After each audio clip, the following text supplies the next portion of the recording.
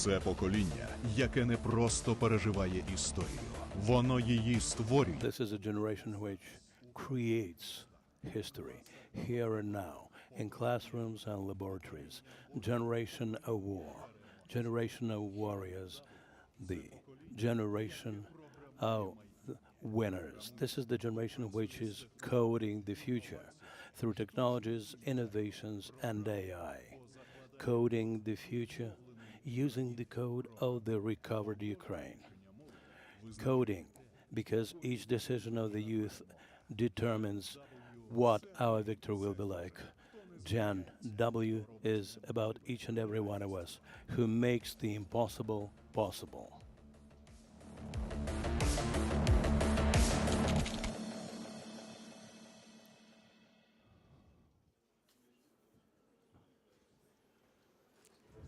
Дорогі друзі, шановні Dear friends, учасники, guests, participants, speakers, partners, we're happy to welcome you to the 11th Kyiv Youth Security Forum, the second one during the full-scale invasion. I'm Arseniy. I'm director of Open Ukraine Foundation of Arseniy Yatsenyuk. First of all, I'd like to say one very important thing.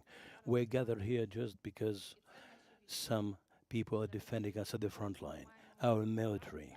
Due to him, we have an opportunity to get together here for different events to speak about Ukraine, about our future, about our victory. So let me start with the most important thing, our infinite gratitude to each and everyone who is defending us and our state.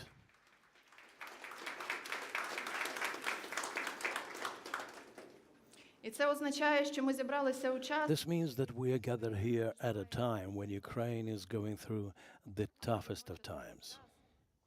But at the same time, in the time when the youth shows unprecedented strength, force, intellect, energy, and the ability to operate even in the darkest of times. We are holding this forum under within the framework of Gen W.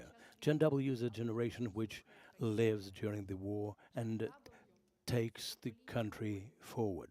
This is the generation of warriors because each and every one of you is a fighter at each of us individual front lines.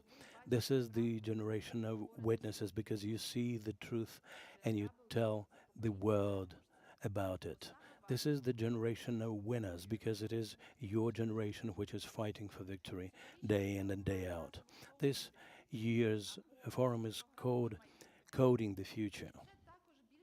And this is more than just a slogan because it is your generation which is coding, who developing the code of our future at universities, at volunteers points, at hubs, in innovations, in projects which were developed during the war, which work towards our victory. Gen W, and I want to emphasize this, is not about war. This is about our future. That is why we thank you for being here with us. Thank you for being the generation which is coding our future. We also would like to thank our partners, thanks to whom we can hold this event. NATO, Friedrich Ebert Foundation, and the technological forces of Ukraine. Thank you for supporting not just an event, this event, but a whole generation. Now I would like to give the floor to the person who developed and launched this project and who has been working in it for many years, who supports the Ukrainian youth in action and just in rhetoric. The head of the Kyiv Security Forum, the Prime Minister of Ukraine in 2014-16, Mr. Arseniy Yatsenyuk. Please, the floor is yours. Ramina, please, stay on next to me. You know, Ramina also used to be a participant in such a youth forum. And then she basically headed the movement which created this forum. I would like to thank you, Ramina, and each and every one of you for making time to come here. I wanted to phrase why we hold youth forums. We can say some bureaucratic things to the fact like this fate of the country depends on each and every one of you. But I will put it this way. We hold these fora to make sure that each and every one of you grows morally, intellectually, energy-wise, so that each and every one would fulfill him or herself. For each and every one of you to become a mature personality, because Ukraine is not just a territory anthem or national flag. This is primarily about people, about each and every one of you. We don't want you to be enclosed in the bubble of new technologies like social media and messengers. We want you to feel each other. We want you to share with each other your problems and the ways to address them. We want you to become the mainstay of this country after our victory. If it wasn't for people like you, 10 to 20 years, who made the revolution on the granite, the revolution of 2004 and to 2013, and the front line, which was defended by the young people. If it wasn't for those people, we would not be able to meet today. But we have young people, we have the code of the Ukrainian nation, the code of victory. And this is what we are holding these fora for. Thank you for being here today. I'm thankful to our team for creating this platform for our work. I know that each and every one of you will actualize themselves. Welcome to the 11th Youth Security Forum. And here we begin.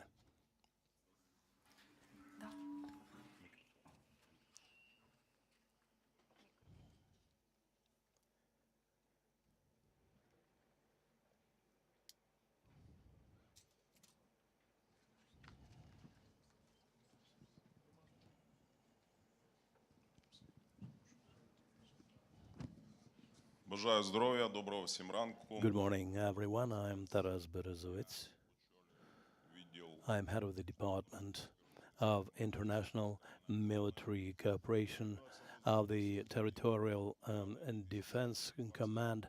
I joined the military in May 2022. I'm thankful to my brethren in arms today, and I would like to start today's event by recognizing all those who have laid down their lives in this war. Please stand up for the minute of honor.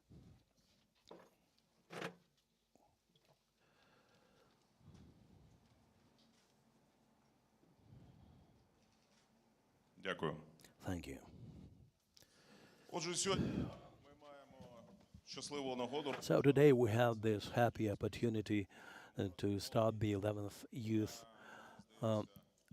Kyiv Security Forum. I've moderated most of the discussions within this forum, starting before the war, and the discussions which we had back then and now, they have different taste, as it were. First of all, this is explained by the fact that in 2014 and beyond, Ukraine was going through the phase of a hybrid war, the conflict of low intensity, which the majority of our citizens did not feel. But today, the war has entered the homes of each and every one of us. And the Ukrainian youth now, unfortunately, is a part of the society which is confronted by the woes and problems which we used to hear about only from our grandparents. I remember the stories told to me by my granny, who told me about the times of the occupation of the Crimea. She was one of a few survivors of those events. Only about 5% of the residents of Kerch city survived. All the others fell victims to two totalitarian regimes, the Nazi one and the communist one. The war is changing and the character of it is changing, but this war is the conflict of the highest intensity, which is absolutely unprecedented since 1941. Молоддю як учасниками безпосередньо. The task which stands before ourselves as defenders is to protect our sovereignty and independence. And Хтось каже, today we are fighting for our independence. Some people say that this is the last war for our independence, but a lot will depend on whether we will survive and whether Russia will survive, because this is primarily about survival. Ukraine is not alone in this fight. We would never be able to withstand this and to keep fighting for more than 4 years without our allies. Obviously, it is the support of our partners, primarily NATO countries, which we received even before the full-scale invasion. This assistance came very timely, in a very timely and strategic manner. I'm not going to enumerate all those who helped us, not to miss anybody out, but the weapons which our defense forces received before February 2022 largely determined the fate of Kyiv and of the outcome of this war in general. We can only guess whether we would be able to get together at this forum had it not been for the weapons provided by the allies to Ukraine, and which made all the difference during the fights, for instance, for the town of Hostomel, because this was basically the fight for Kyiv and the fight for Ukraine in general. It is my pleasure now to invite next speaker, acting head of the representation office of NATO in Ukraine, Mr. Joseph Hobbs. Thank you very much. Dear Arseniy, your dear excellencies, distinguished guests, and above all, dear future leaders of Ukraine, it is my pleasure to speak to you today and for us to support this event. My colleagues tell me we've been doing support for this foundation, this event, these series for many, many years, and it is an absolute privilege for us. Thank you for inviting me. You have an amazing agenda ahead of you, including interventions from some of my NATO colleagues online who have been leading on innovation, technology, many of the themes that you're thinking about at this conference. With such a good lineup ahead of you and such distinguished speakers, I will keep my intervention short. I would just like to leave you with 3 key messages in particular. First, the NATO-Ukraine relationship is strong and it is delivering every day. NATO directly supports Ukraine's defense and security needs. This year alone, as last year, 99% of the military assistance to Ukraine, the vital military assistance, has come from NATO allies. This year, our Secretary General Mark Rutte established a new mechanism with President Trump, which allows the purchase by Europeans and Canada of critical defense equipment from the United States by other NATO allies. We call this PEARL. As Mark Rutte announced earlier this week, over 2/3 of NATO allies and some partners are now committed financially to PEARL. As Ukraine's political and military leadership makes clear, this matters, and it has a direct and important effect on the battlefield. PEARL is also just the latest in a long series of initiatives that our previous speaker also referred to, that we have established. This includes the important work that colleagues in our military do, called the NATO Security Assistance and Training for Ukraine, and SATU. They help coordinate your needs, help make sure that we get deliveries, and help train your forces. And we have the Comprehensive Assistance Package, a €1 billion fund that supports some of your wider critical needs, from support to veterans and hospitals to newly announced initiatives on innovation, which I'll talk about a little bit later in my remarks. All told, this represents billions and billions of euros that we are proud to provide. And it's not just practical and financial and military support, it's also political support. Politically, our leadership works closely with yours. Our Secretary General has visited Ukraine twice this year and speaks regularly with President Zelensky. Earlier this week in Brussels, he met with both Foreign Minister Sybiha and Defense Minister Shmyhal. Last week, I also had the personal privilege to welcome our Deputy Secretary General, Radmila Shekerinska, to Kyiv, where she held meetings with your leadership, including President Zelensky. And it was also an honor for me to be able to show her the resilience and beauty of this particular city. The Secretary General, the Deputy Secretary General are just two of the many, many, many steadfast supporters of Ukraine at NATO, including in our office here in Kyiv. The reason we do all of this was clearly laid out by allies at our summit earlier this year in The Hague. They declared simply but powerfully that your security contributes to ours. This week, NATO foreign ministers met in Brussels along with your foreign minister.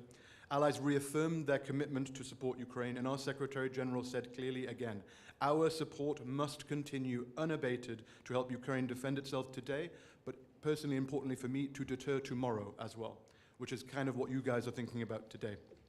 Second message, NATO is here in Kyiv, and our office in Ukraine is focused on the short term, yes, but also on the medium and long term. We have Ukrainian and international experts working with your government on a range of critical political, defense and security issues. They work on lots of topics, but I want to draw your attention to three in particular, given your future focus and your focus today on moral and technological defense.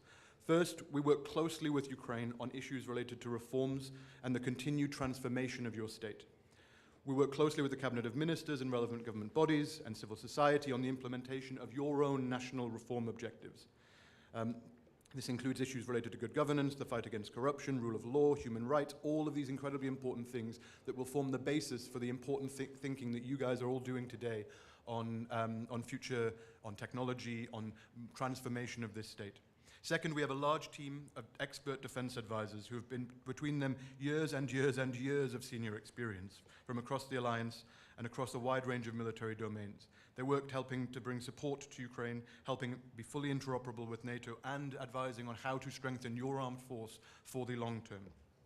Third, we are growing our work on defense industry and innovation. We are supporting Ukrainian companies in understanding NATO procurement opportunities. Many of them are here today, and I will happily direct them in the right way. And we're encouraging allies to work more closely with Ukrainian industry, working to support the delivery of the NATO-Ukraine Innovation Cooperation Roadmap, which allies in Ukraine agreed on in Washington, D.C. And having the chance earlier today to walk around and see some of your incredible innovation firsthand, it is incredibly important to me that I give that message back in Brussels about how important it is. As you are a group of bright and committed young people, I will urge you to regularly check our website for vacancies. We rely heavily on the expertise of Ukrainian colleagues to help make sure that people like me don't come and make big mistakes here. And we rely on your advice, so please do look out for good jobs that we have on offer. Third and finally, we in NATO have a lot to learn from you. While of course we are here to help to advise, make sure that we bring weapons and the vital money that you need, we're also increasingly learning important lessons from you. Your expertise on innovation is on display for the whole world. Your society's resilience is inspiring us all and will form an important part of how we prepare to face challenges in the future. And your experience of a long and brutal conflict means that unfortunately we have important lessons to learn from you. One of those lessons is that we need to spend more and reinvigorate our defense industry and focus on innovation, and we need to do that with you. Because we have so much to learn from you, earlier this year NATO and Ukraine inaugurated what we call we have a lot of acronyms in NATO, and I'm apologizing already. JTEC, the Joint Analysis Training and Education Center, a slightly cumbersome title, but what they do there is they work jointly on learning lessons from Russia's war. We work jointly with you on learning and developing solutions for problems like glide bombs, fiber optic drones, all of the things that we need to do together if we are going to deter and defend ourselves in the future. The spirit that we both have a lot to learn from each other is also why last week, when the Deputy Secretary General visited, she met with First Deputy Prime Minister Fedorov, and we launched together the Unite Brave NATO. This is a fund that could eventually reach 50 million euros, that will allow teams of allied and Ukrainian teams to bid for grants to develop technological solutions to urgent battlefield challenges in areas like counter-UAS, signals intelligence navigation system, unmanned drone systems, all of the things that you guys know how to do incredibly well. And as I close this remarks and hopefully let you get on to far more interesting speakers, I would like to just say the reason I ended my speech on the point that we have a lot to learn from you is because of this audience, the audience that I see in front of me right now. You are Ukraine's future leaders, and I commend your interest in public service, defense, security. You all have the potential to contribute to your communities and your nation. Ukraine is lucky to have all of you.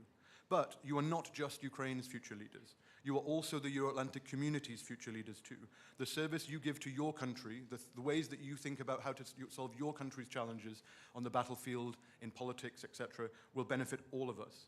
You are a group of young people who, despite regular attacks on your cities, despite threats to your critical infrastructure, and despite years of war, you are here, in this room right now, thinking about the future, thinking about innovative solutions, thinking about how to do the right thing. That is hugely inspiring to me personally, to my friends, to my colleagues, and I will tell your stories when I go back home over the Christmas break. With that, all it leaves me to say is good luck with the rest of your conference, and Slava Ukraini. Thank you so much. Зараз слово надається голові Thank Київського you. I would like, yeah, Around 2 decades ago. And I strongly believe, first, I am very grateful for your support for making this to happen. And I still believe that the time will come when Ukraine is to become a strongest ally in NATO and a real full-fledged member of NATO. So thank you. Thank you for your support, sir. Thank you. Дякуємо, пане Добс, за we thank Mr. Dobbs for his presentation. Now we have an opportunity to listen to the Interim Managing Director, Diana, NATO, James Apaturai. Good morning. It's wonderful to see you. I'm talking to you from London, where the headquarters of NATO Diana happens to be, and from my little apartment. I'm very sorry not to have the opportunity to be there with you, but it was really important for me to speak to you because of how important we feel innovation in Ukraine is. And I say that for two reasons. One is, of course, innovation in Ukraine, and you all know this very well because you live it every day, is essential to the defense of Ukraine. And the defense of Ukraine is important to all of us in Europe, personally, as well as, of course, for our shared security. But also because the way in which Ukraine is innovating has inspired us in two ways. One is to be much more creative and learn the lessons that Ukraine is teaching the rest of us, because you are first in class for for reasons we all understand. But it's also given, I can tell you, all of NATO a sense of urgency. We see how essential it is that new technologies are found, improved, integrated, and adapted on the battlefield for Ukraine to stand on its own feet. We also see how fast the Russians, who have invaded your country, are innovating as well. And we are not as fast as you are. I think that is safe to say. So we need to learn the lessons from Ukraine. We also want to support Ukraine in your innovations. So let me just explain to you very briefly how NATO Diana works. And I say that because my third point, very briefly, and I only have a few minutes with you, my third point will be about what NATO Diana and Ukraine can, and I hope will do together soon. So how does Diana work? Diana was created just about 3 years ago. And what we do is we gather the challenges, the problems that NATO allies need solved. For example, we need to see better underwater. We need to be able to operate in a GPS-denied environment. You, of course, are experiencing that challenge every day. And we issue challenges to the startups and scale-ups across the alliance. Last year, we issued 10 challenges to them. We got 3,688 startups applying to join the NATO Diana program. And we have just finished narrowing that down to 150 companies that have the most promising technologies and working companies to address these challenges. So then what happens? We bring them into the program. We offer them first 100,000, and then for the successful ones, 400,000 euros. In the first 6 months, we test the technologies. We have 200 test centers across the alliance, each specializing in a different area. So for example, if you make a technology using quantum properties, we have a test center in Copenhagen, the Niels Bohr Institute, which is the best in the world at this. And so companies that join Diana and go through this process have seen their technology improve. Then, with the companies that have successful technologies, we take them to what we call the accelerator stage. We have accelerator sites across Europe and North America that are expert at turning little companies into more successful companies. We give them mentors who can help them navigate the procurement process in NATO governments. It can sometimes take a long time to get a defense contract because it's complicated, but we give them experts to help them do that. We bring them to NATO testing areas to what we call operational experimentation, so into really difficult tests out on the water, out in the field. And we bring them to new ranges. So ranges are places to really test the technology hard. So for example, Finland and Sweden are cooperating for a range to test electronic warfare and 5 and 6G based technologies. And I actually proposed the creation of these ranges, and I did that because I was inspired by Ukrainians, talked to the Ukrainian military and to companies that are in Ukraine supporting the Ukrainian military, and they all said the same thing, which is a test center is good, it's not enough. You need to test hard, you need battlefield conditions. So we're doing our best to create these battlefield conditions at these ranges. And finally, we connect the companies to financing. So we have a network of financing of investors.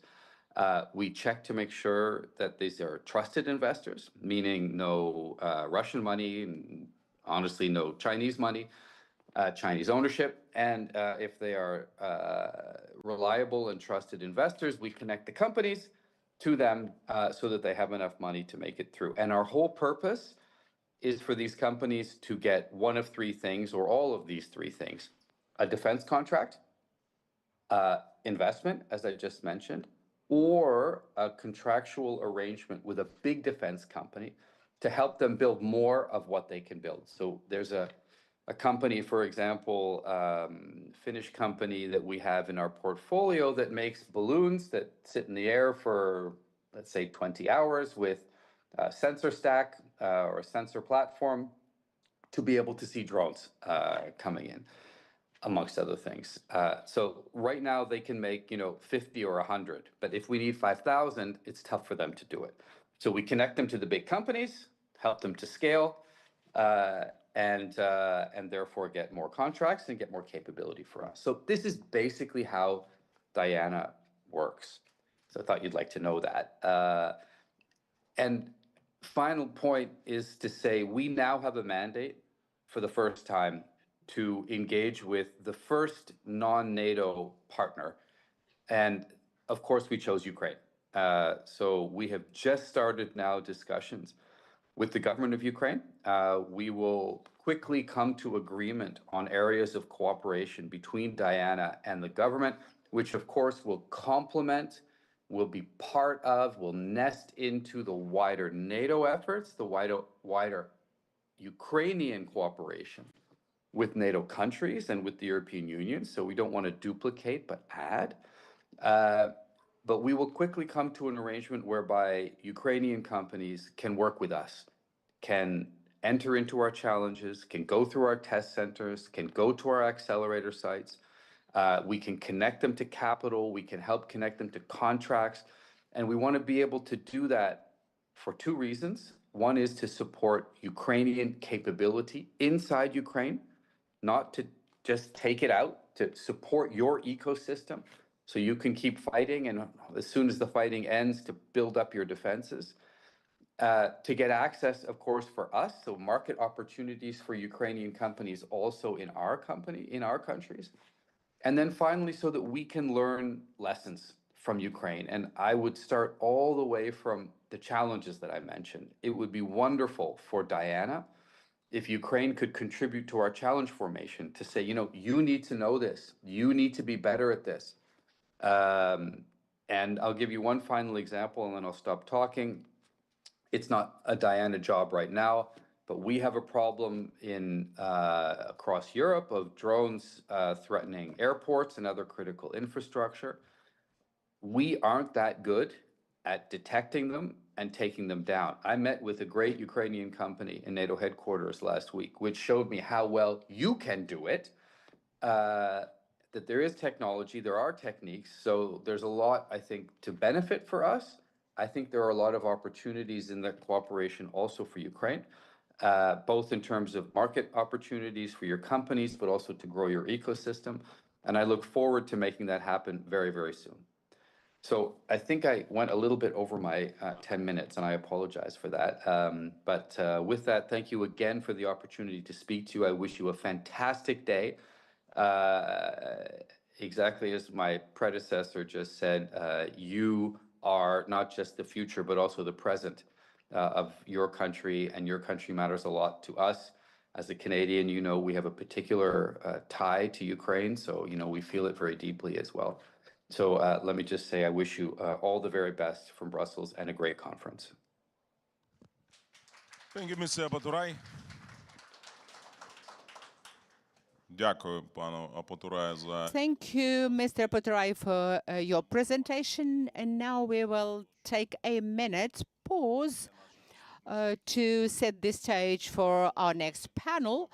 And very important words said by Mr. Apaturai are about the preparedness of the youth to protect their countries. You might have seen reports from the EU member states where a large part of the young people either hesitate or outward denies the opportunity to protect their countries. We saw several such reports from Brussels.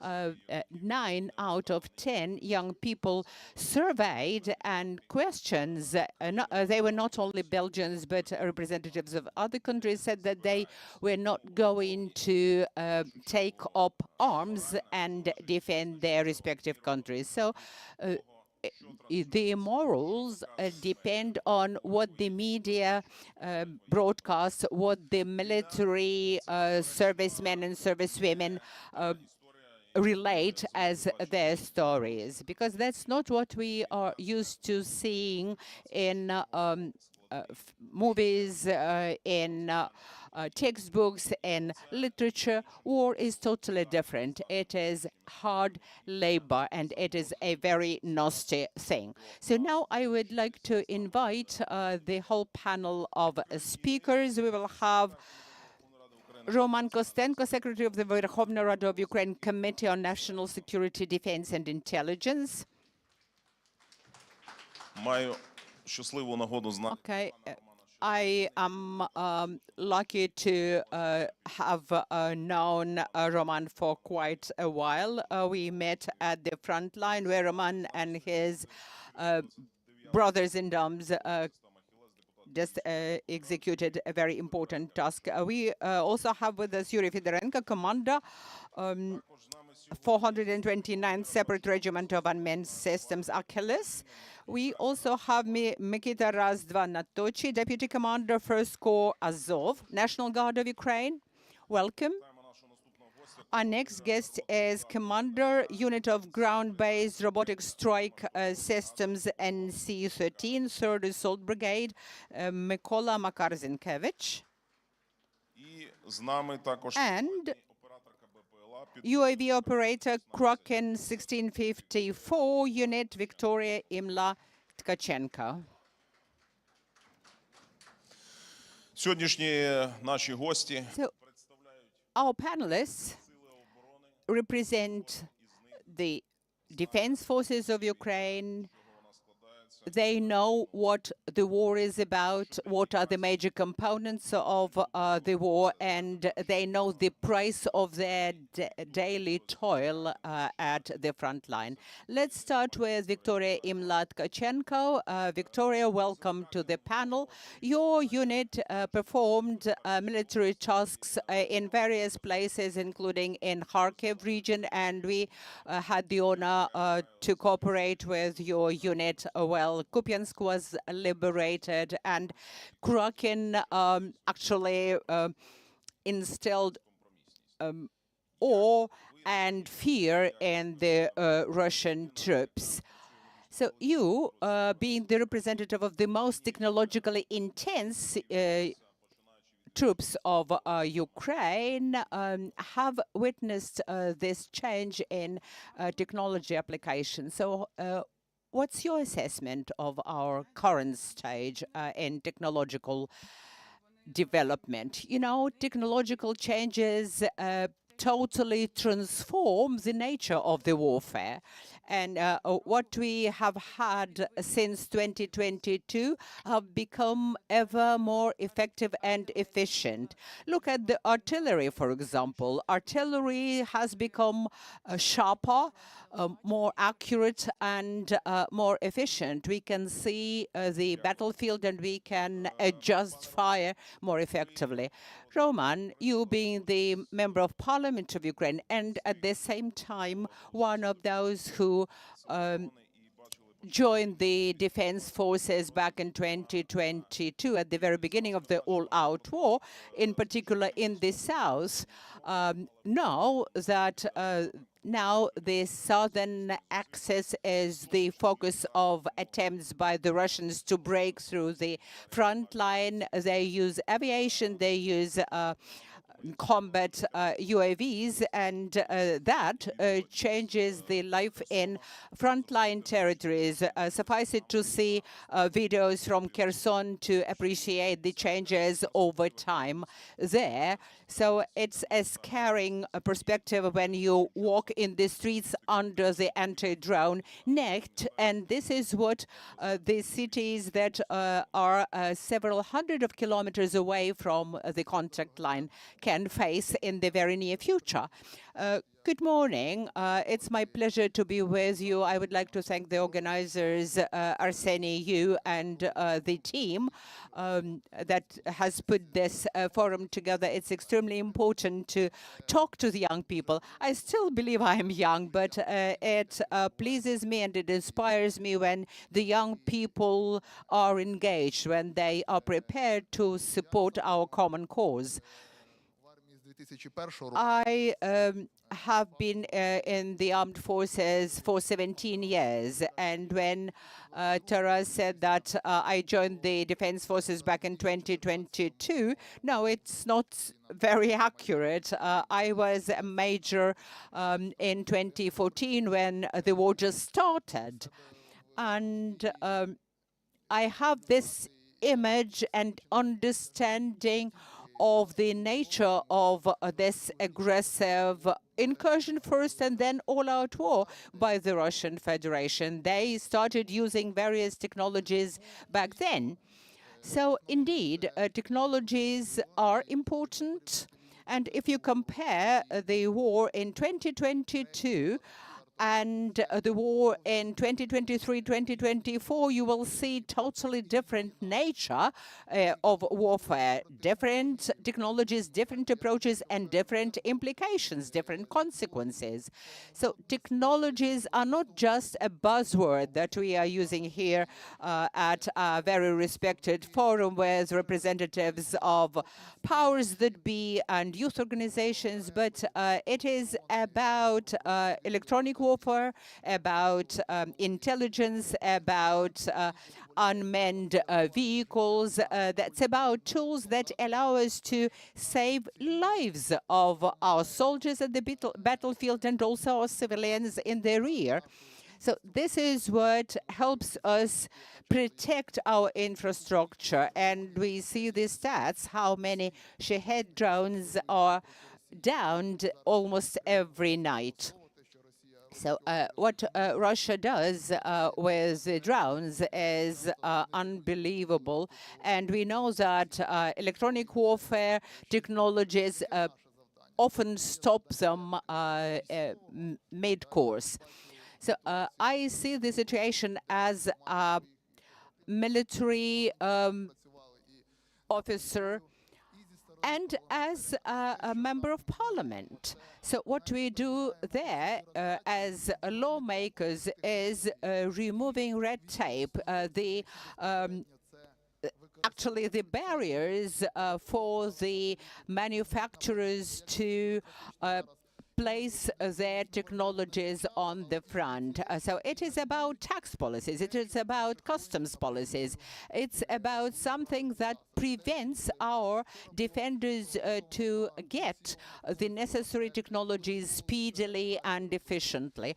So yesterday alone we voted for 2 bills that will facilitate this access of technologies to the front line. And that requires our joint effort of you young people, of the volunteers, and today we celebrate the Volunteer Day. So I would like to congratulate those who really volunteer to support our armed forces on this occasion. So answering your question, Taras, what I see as the need for the technological development, I understand that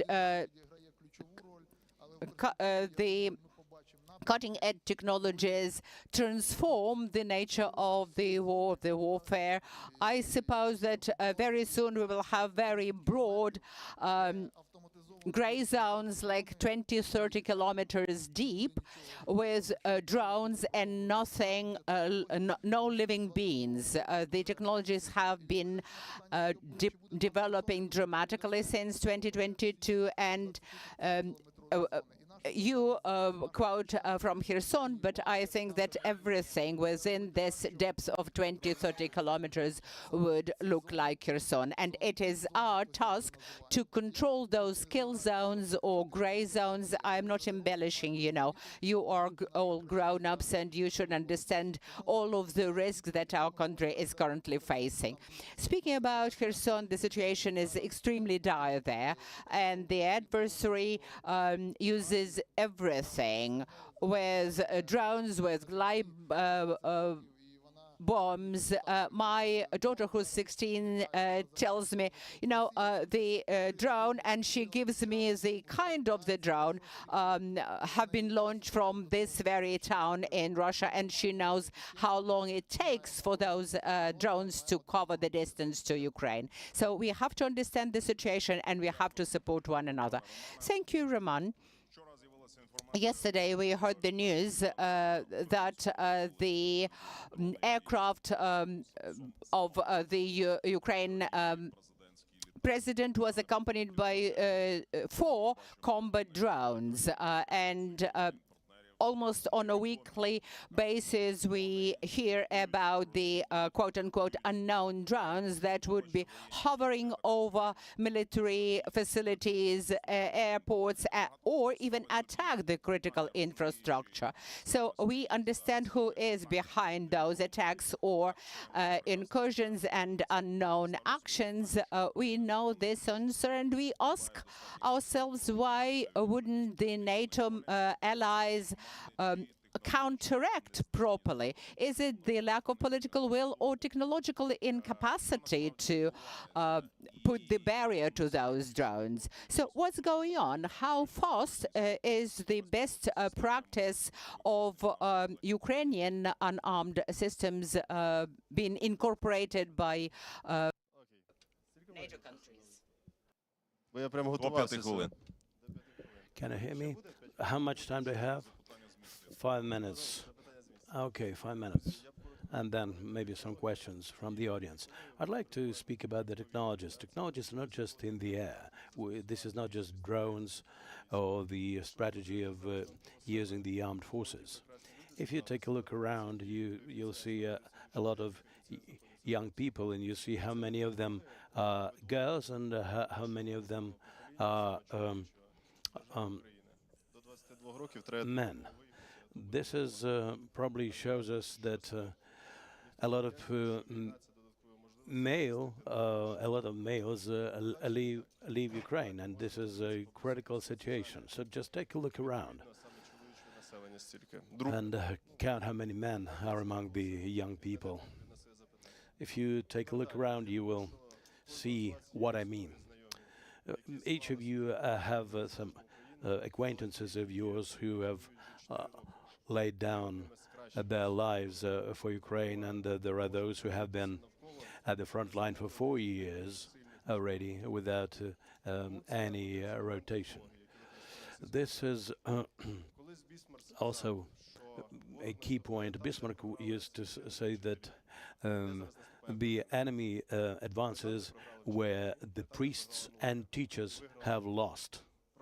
So you can see that the enemy is advancing now where the Russian propaganda prevailed. Who knows, out of you who are not military, knows 5 alive heroes of Ukraine, their names? Just raise your hands. Ви знаєте. Дивіться, я скажу відверто. You do, right? We shouldn't be embarrassed. As a military, I know those names because they are my brethren, and I used to fight alongside them. The young people don't know. When deputies of local councils come for meetings, now they are changing the names of streets by way of communizing. And very often, even people from local authorities are not aware of the people who are heroes of Ukraine. If I ask you, what is the Ukrainian national idea about? Who can tell me what is the Ukrainian national idea? I am convinced that everyone will come up with your own individual answers because it has not been formulated. Even though I am a young person, I'm only 34 years old, and my whole life is ahead of me if I don't get killed. But this is the task for your generation primarily, is to finally shape the Ukrainian national idea, which would encompass and embrace all the philosophy and character of the Ukrainian people. And this is also about technology. If we speak about our partners, answering your question, we are all fond of boxing, right? We know boxers like Usyk and so on. Yes, boxing is quite popular. Okay. If you take a look at the training sessions of Usyk, if you understand his sparring partners, if you look through all his fights, and if you attend all his fights and then analyze that, and then you are in the ring vis-a-vis Tyson Fury, will you be able to beat that person the way Usyk did? Will you be able to? No, of course not, because it takes a lot of training. And then comes the question for our partners and colleagues. You help us with equipment, with hardware, with money, with intelligence, and without you, Ukraine would have fallen. But obviously, being just observers and seeing how your technologies and ours work, you will not be able to efficiently engage the enemy in such a local war. Well, those technologies probably would not be necessary if we could make 1,500 sorties of fighter jets a day. Probably we would not have that many drones, but it's obvious that if the US or NATO countries make this number of sorties, this will be not just the threshold of the Third World War, it will be actually the Third World War in full scale. So most obviously the conflicts of the future will be the ones like what we have in Ukraine now. So our technologies and tactics really matter. If the partners cannot give the boots on the ground, and if they cannot get trained the way Usyk is training, then we have to find a finance to engage the military who would be fighting for money, and your officers would be able to get trained on that example. Russia engaged North Korea for combat operations. Do you think that they did this because they lacked personnel? No, there was an agreement between China and North Korea so that the Korean soldiers would gain combat experience. And if you take a look at the program of training of North Korea, you will see that they used the experience they gained in Ukraine. At the same time, the NATO countries do not have this experience because they is just observing from the sidelines.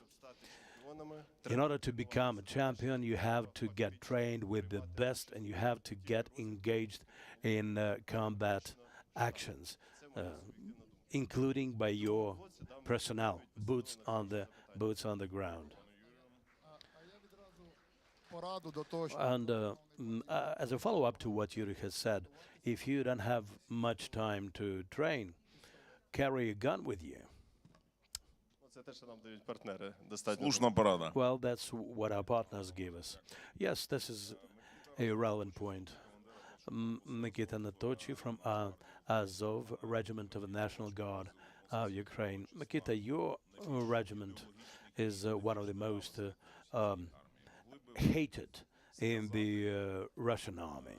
В чому полягає тоді ідеологія, як What is the ideology of the Russian elite протистоять збройні forces which are fighting against the Ukrainian armed forces?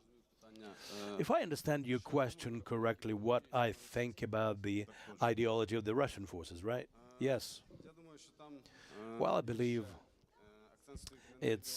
they put more emphasis not on the ideology, but on fear. The fear is that if you do not carry out the order given to you by your commanders, you will most likely be killed in the quiet somewhere in the forest line, or you will be forced to go to combat under the barrel of a gun. And we very often see using drones, surveillance drones, when we see that the Russian soldiers go to combat just with sticks or with on crutches and walking aids. Well, what this shows that if you do not engage, you will be forced to. Well, obviously, Russia has always positioned itself as an imperialistic power, and all that history with the land grabs and all the stories that Europe is jeopardized by Russians. The previous speaker said quite correctly, this is basically an indication that our teachers and propaganda lost to the Russians, because in Russia they were being indoctrinated that we are a huge empire. We cannot but prevail over Ukraine. And when we take prisoners of war from Russia, they keep repeating the same narratives, which shows how badly they had been indoctrinated. As regards the code of war, as it were, I can say that no matter how the technologies are being developed now, of course, this is not developed the way it was in 2022 and so on. We have robots, we have very cool and high-tech devices, but definitely the gravitation center in the war activities, this is all about the infantry soldiers who are seeing the enemy and have to shoot the enemy. Yes, we help with the drones. We try to make sure that the enemy does not come to our positions. We see the movement of the forces of the enemy, be it on foot or in columns or in convoys. We can back it up with logistics and so on. But if there are no infantry soldiers on the battlefield, we will definitely lose this war. The whole system is soldier-centered, and without this, we would not be able to prevail. I'd like to follow up on this about the attitude of the enemy to Azov. They even envy us, I would say. We try to borrow the best practices from detachments like Azov, Kraken, and so on. Khartia, probably and we try to emulate them, and we are very thankful to them for that. Mikor Makalzenkevich, commander of the company of anti-aircraft forces. We see that our enemy has a number of methods to encourage mobilization, and at the same time we need to do it otherwise. We follow what you do by way of advertising and selling the military service to the young people. What attracts the young people in Ukraine most, and what are they guided by if they in their decisions to join the armed forces, including the corps like yours?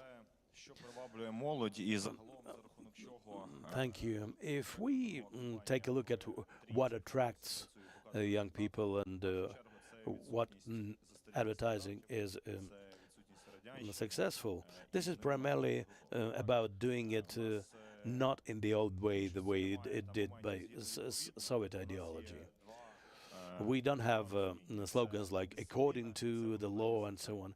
We have two major points: the implementation of military tasks and discipline, and all the rest is backed up by training. And we have very streamlined interaction between the commanders and the soldiers. Soldiers, the officers, all of our military, they communicate on the same wavelength. The weight of the sergeants is the largest and most influential because they are the closest to the battlefield.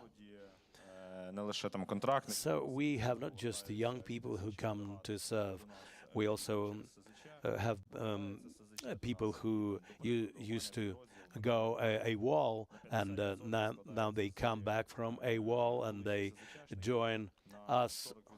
We have some 50% of people who used to go a wall, and some 10% are the old personnel of our brigade. If we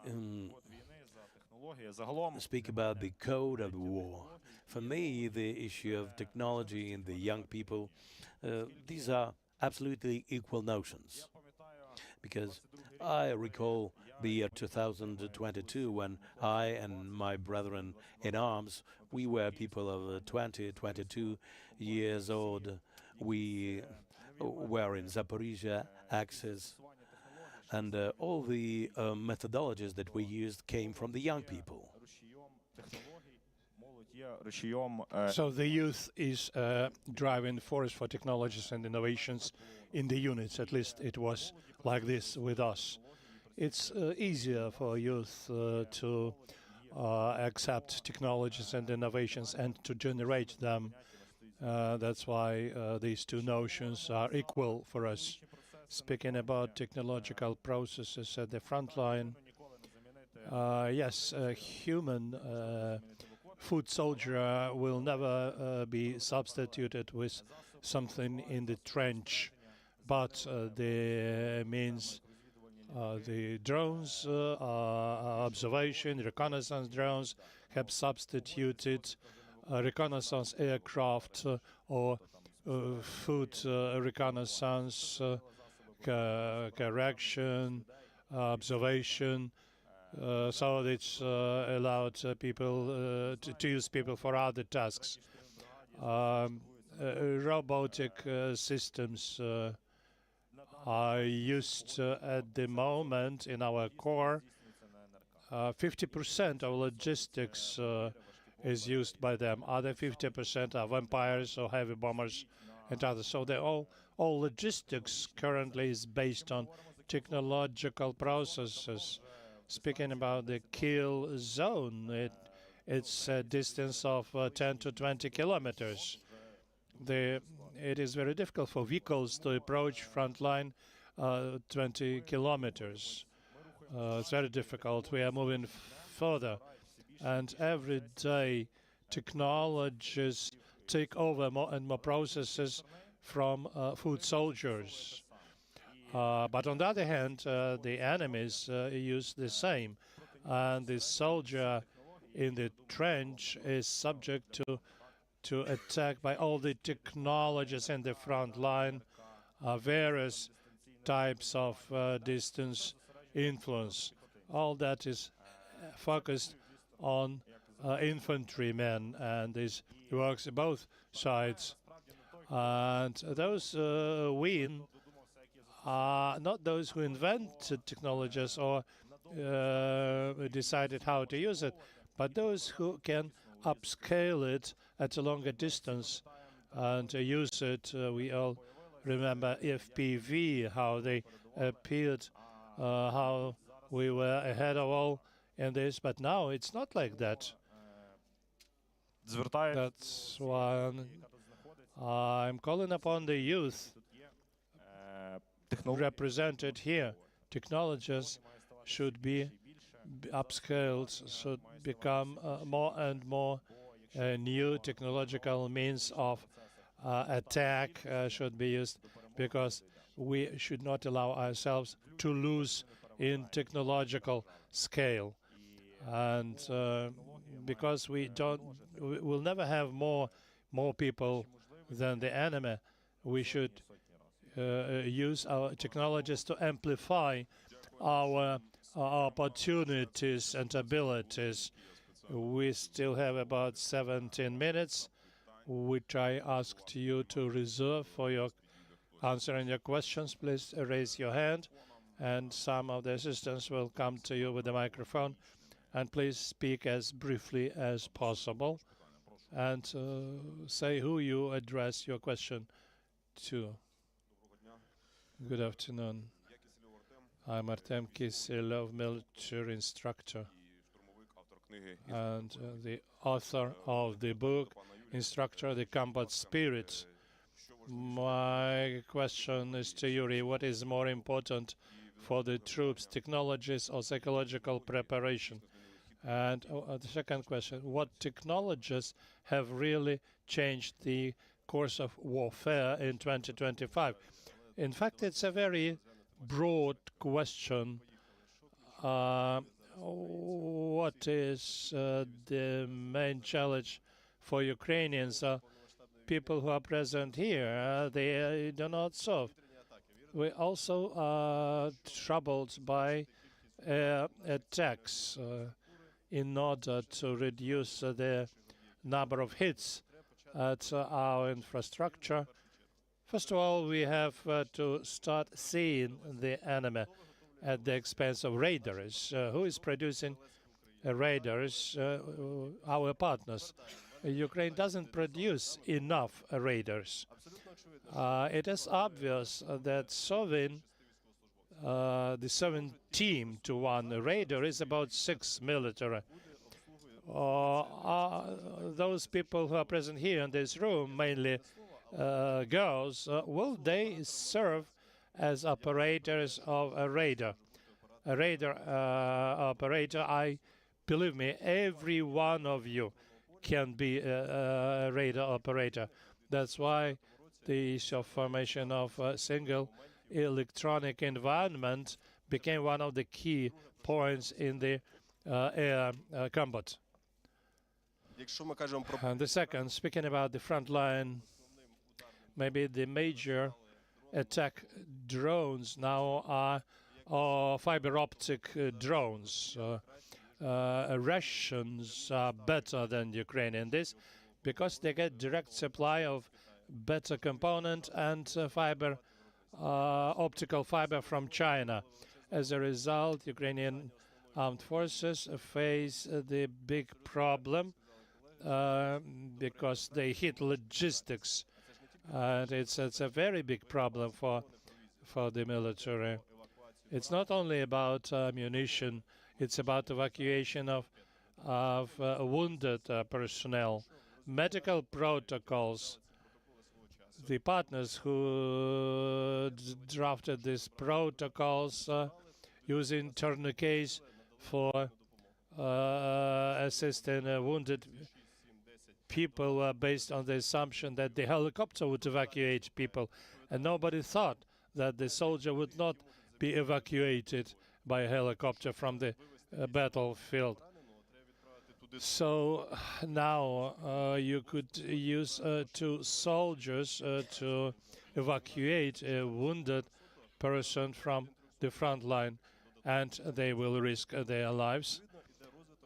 So accordingly, we developed the robotic systems.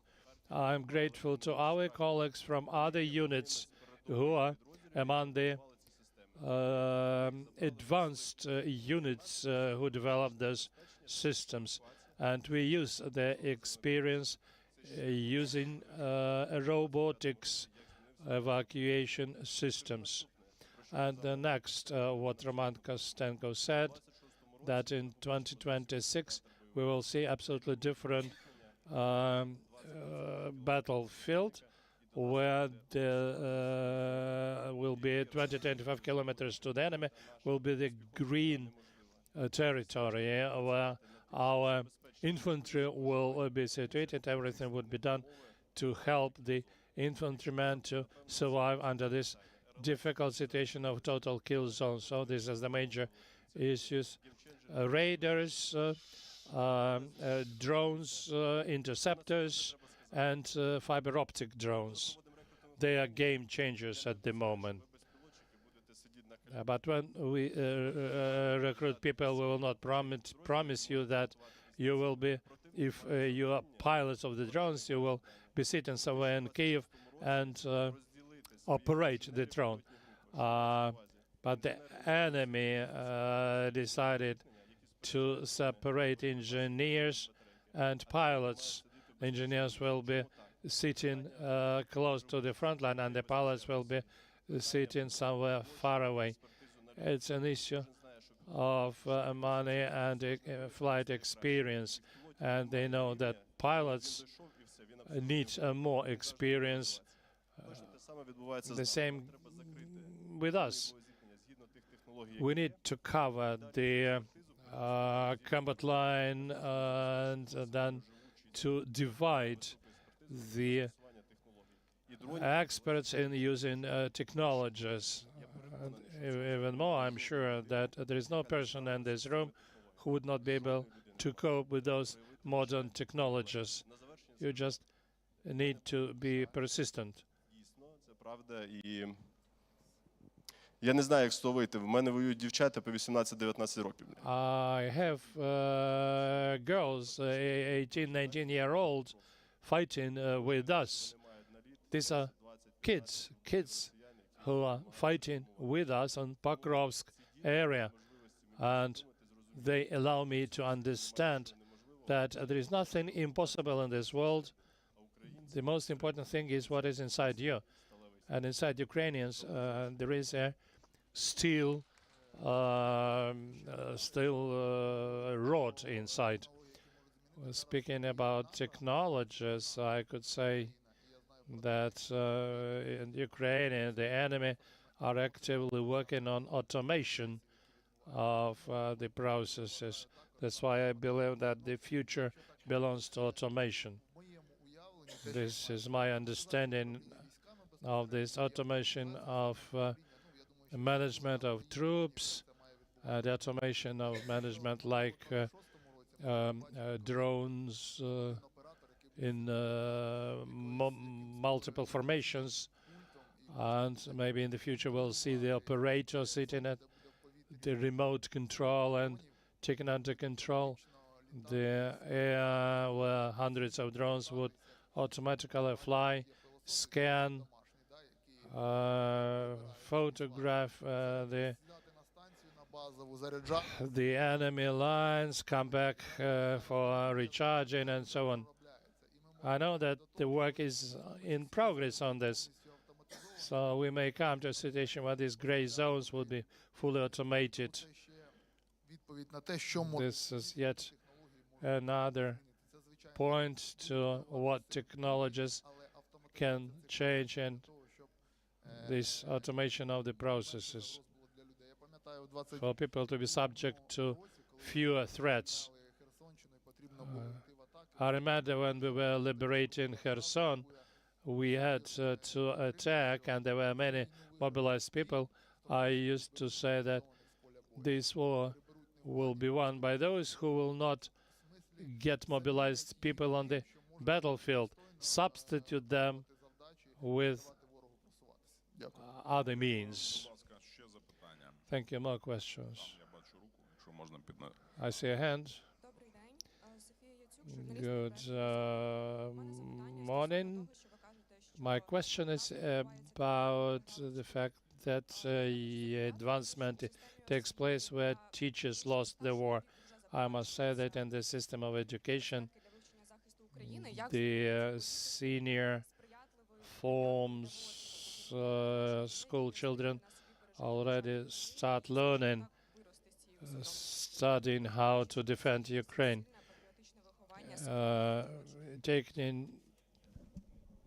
I think that it's extremely important to implement, to introduce these programs at schools. I couldn't understand everything, how you are going to build our policy towards a younger generation kids in the area of national patriotic upbringing, because the senior school children once a month go to special training places, and I'm interested how this could be used for younger children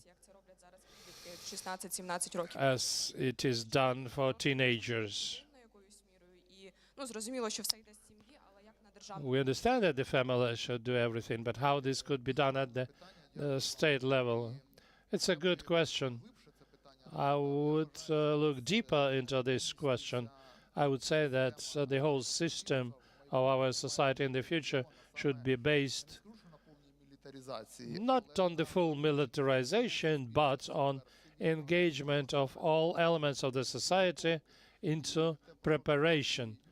And what other speakers said, the issue of medical support, elementary things like drones, technologies, should be studied at the junior school. I know that the Ministry of Defense is engaged into this sort of military education, but we have to divide it into certain ideological things, like stories about heroes and history of what's going on now, because it's already a weapon. Even the absence of Ukrainian content in YouTube, it's also a weapon, and we have to prepare children to this. I think this preparation should start earlier. Children should start understanding what the weapon is, not to militarize them, but to prepare them to defend their country against aggression. Once I read why there are no military activities against Northern Korea. They're the biggest enemy of the United States, and we understand that the countries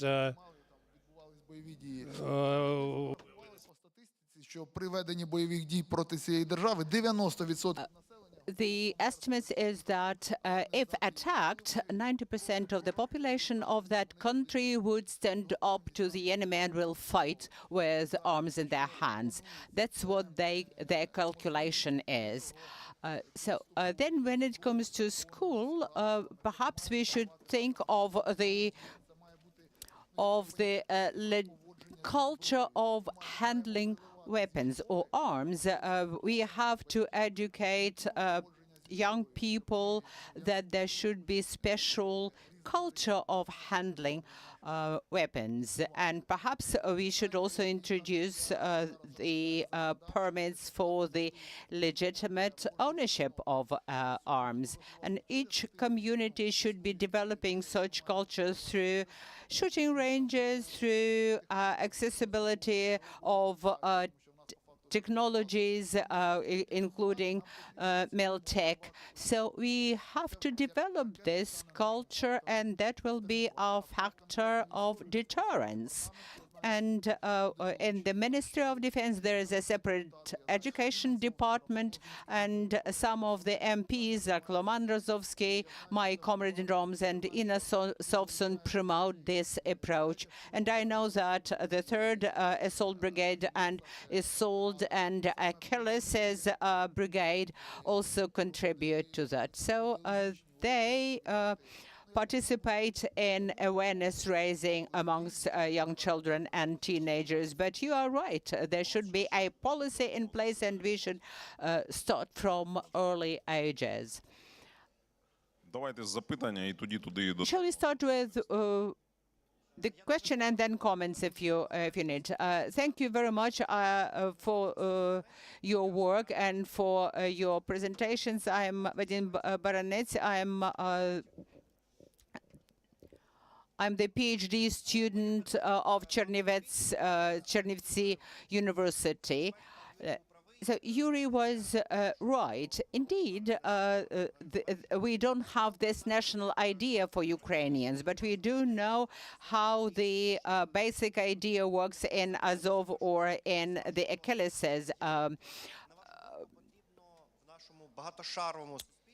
unit. How should we be stimulating the formulation of this national idea at this multi-layered and very diverse society of Ukraine? Look, you've heard our opinions on this issue. From the very beginning, from the young age, we should be speaking Ukrainian, we should be educating children about our history. Just since 2014, a lot has changed, and we already have this recent history. Since 2014, it is a history of war, of standing up to all of the attempts by the enemy to destroy us as a nation. So we should raise awareness of the children. We should explain it to them that their task is not just to rebuff aggression with aggression, but you should understand the historic roots. How many times Russian Empire or the Soviet Union fought against the Ukrainian language? What is the history of this war? So we should act as eye-openers to the young generation, explaining it to them why we should be developing along these lines, because if we are not prepared, we will be exterminated. So even if the conflict is frozen soon, it won't remain frozen long. And we won't be able to exhale and say everything is over. Thank you to the partners. Thank you to our comrades in arms. We can go back home. No, it won't be like this. We will have to be constantly combat prepared. We cannot relax, and we should be fully aware of that. That would not be an end. Russians will never let us be. Я хотів звернутися до вас, ви задавали запитання. Ви дуже You ask a question. I think you are very wrong if you ask people which are the ideas in Azov, in Kraken, in the Achilles unit. These are the people who are motivated in their heart, but they were not educated by schools or by the society. That's their inherent approach. We cannot migrate from this place. Ukraine will not be relocated. We will always be bordering on the Russian Federation. Russia will never disappear, and we will always be in those tense relations with the Russian Federation. And you might be politicians, you might be historians or philosophers, but you know that politicians are very receptive to sociology. They are listening to what people are saying because they need to echo then their words. They have to promise them what they want.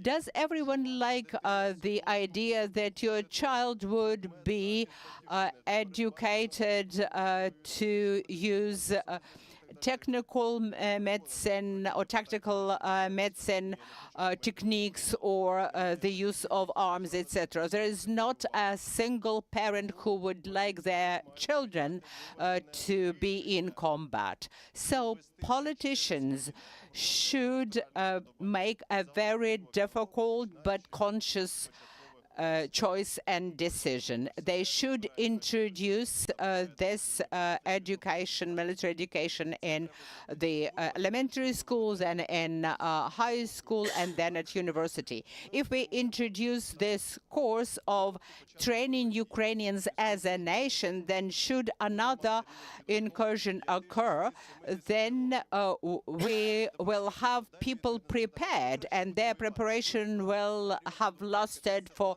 5 to 6 years, and you will see that they will be better prepared for the combat.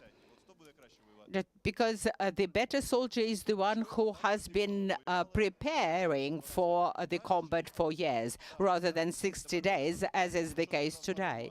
So what Roman is saying, if the adversary before attacking us assesses our combat capabilities, the number of missiles, tanks, munitions, etc., and then the morals, if they know that our people are combat ready rather than the equipment is combat ready, they will try to use other methods to affect us through politicians, through certain ideological attacks, etc. So you, when you become parents, you should appreciate that for your children and your grandchildren not to have to go to war, they have to be prepared.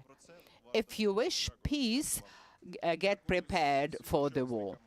Thank you very much, and I thank to all the panelists that was called Code of War. We spoke about new technologies and motivation that drives us as well as our adversary. So if you could thank yet again Victoria Tkachenko, Mykola Makar-Zinkevich, Mikita Razdva Natochi, Yuri Fedorenko, and Roman Kostenko, who have been with us at this panel. Thank you very much. Now we will have a video address that was specifically recorded for Kyiv Security Forum by Executive Vice President of the European Commission for Technological Sovereignty, Security and Democracy. Her name is Hanna Virkunen. Пані і панове, щиро дякую панові Арсенію Яценюку, голові Київського безпекового форуму, за організацію цього заходу та за його люб'язне запрошення. Ви, українська молодь, є майбутнім нашої чудової країни. Ваша безпека є надзвичайно важливою. Кілька тижнів тому я побувала в Києві і була надзвичайно вражена мужністю України та вашою стійкістю й опірністю. Сила, яку ви продемонстрували, значною мірою базується на вражаючих технологічних можливостях та талантах України, зокрема у сфері кодування. Програмування. Суверенітет і опірність залежать від висококваліфікованої робочої сили. Україна продемонструвала це нам усім і стала для нас прикладом для наслідування. У Європейському Союзі ми поставили собі амбітні цілі в цій галузі. Принаймні 80% населення повинні мати базові цифрові навички. І ми прагнемо до 2030 року мати спеціалістів в галузі інформаційно-комунікаційних технологій. З кодуванням та алгоритмами працювати недостатньо. Ми хочемо, щоб молоді люди могли орієнтуватися та творити в цифровому світі. Ми спостерігаємо зростання важливості технологій подвійного призначення, як от штучний інтелект і мікрочіпи, та їхню ключову роль для нашої оборони. Те саме стосується програмування. Окрім інвестицій у навички наших громадян, ми також повинні прагнути збільшити інвестиції в технології подвійного призначення. Мої служби та я особисто підтримуємо Україну у подоланні викликів, пов'язаних з агресивною війною Росії, зокрема з точки зору технологій та кібербезпеки.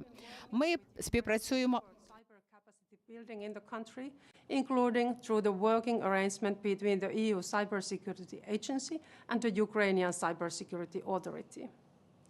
This is a mutually beneficial exercise, as the EU can learn a lot from Ukraine's experience in fending off cyber threats. We are also ready to facilitate Ukraine's access to the EU Cybersecurity Reserve for rapid response and immediate recovery. Another important area of our cooperation is high-performance computing and artificial intelligence. We are also supporting Ukraine's integration into the digital single market. We will soon welcome Ukraine in the EU roaming area. We are looking forward to integrating Ukraine into our work on the EU digital wallet, and we are supporting Ukraine's early integration into EU's legal framework for digital services and markets. We are also promoting Ukraine's participation in EU-funded digital programs. Our joint efforts aim at sovereign and prosperous Ukraine, able to offer to its youth and all its citizens security and the opportunities they dream of and deserve.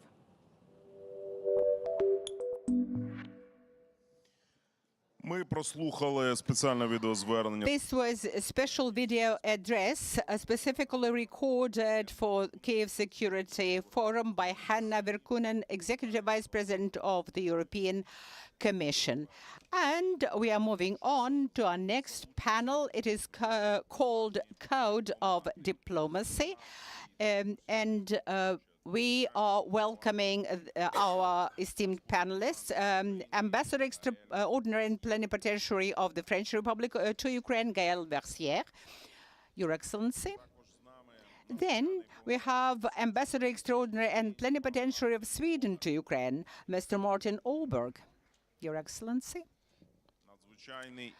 Ambassador Extraordinary and Plenipotentiary of the Republic of Latvia to Ukraine, Andrei Spilgevičius.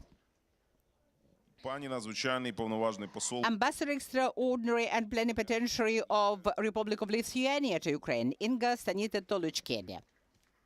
Your Excellency, welcome.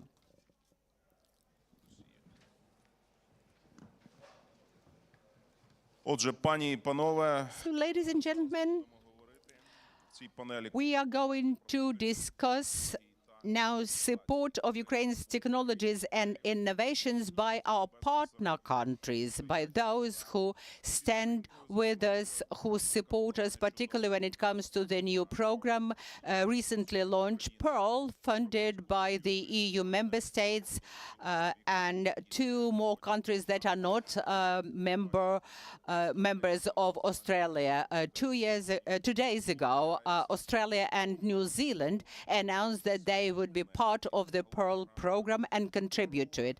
The Pearl program finances priority requirements of Ukraine. It is funded by European NATO allies, and it plans to raise till the end of 2025 a record-breaking amount of $5 billion. Each of the countries that are represented in this panel today have been with this program since the first day.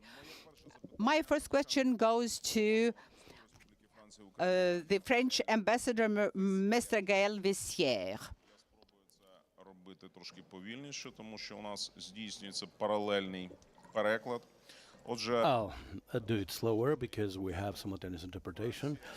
Your Excellency, France is an extremely important partner of Ukraine, and it was proved recently during the fourth state visit of the President of France, Mr. Macron, to China. And President Macron said that the purpose of his visit to China is the effort to stop the war in Ukraine, and he addressed the leader of China, Xi Jinping, with the request to put pressure on Putin to bear and to stop striking the energy system of Ukraine. In your opinion, Your Excellency, how this public diplomacy vis-à-vis China, India and other countries of Global South can be successful? Okay, does it work? So just a few words to say how happy I'm here. I am to be here on this Kyiv Security Forum. I'm a great fan of this forum. So thank you very much for having me today. About your question, actually, I do think that it's key to engage with international partners, and I don't really like the expression, but Global South. Actually, there is a battle of narrative. There is very strong Russian narrative saying, well, we know all these scraps, but Ukraine is losing anyway, and so on and so forth. And at the same time, in our partners in the South, there are very strict commitment to global rules, including sovereignty and so on and so forth. But at the same time, well, there is a will to accommodate with Russia, and sometimes there are willingness to oppose the Americans, if we would say things a bit bluntly. So definitely we need to engage with them. And this is what President Macron is doing in his state visits actually right now in China. Does that mean that there is a reasonable chance to convince China of our vision, which is of course that we should fully support Ukraine on this? Well, unfortunately, I think that would be too ambitious. But at least, I mean, it's very important to exchange and to be convincing, to explain to China that their interest is definitely not, certainly not a Russian victory, God forbid, but also that actually they have something to lose in this, and that because they don't support directly the Russian military, but letting some of their innovation capabilities, some of their so-called private companies actually supporting the war effort of Russia is actually detrimental for the stability that China is so interested into. And actually is detrimental for China itself. We have, of course, same discussions with other big partners, India in particular, which is a bit easier because they have a more neutral view on the war.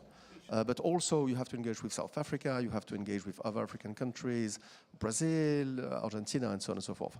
So there is a huge diplomatic effort on this.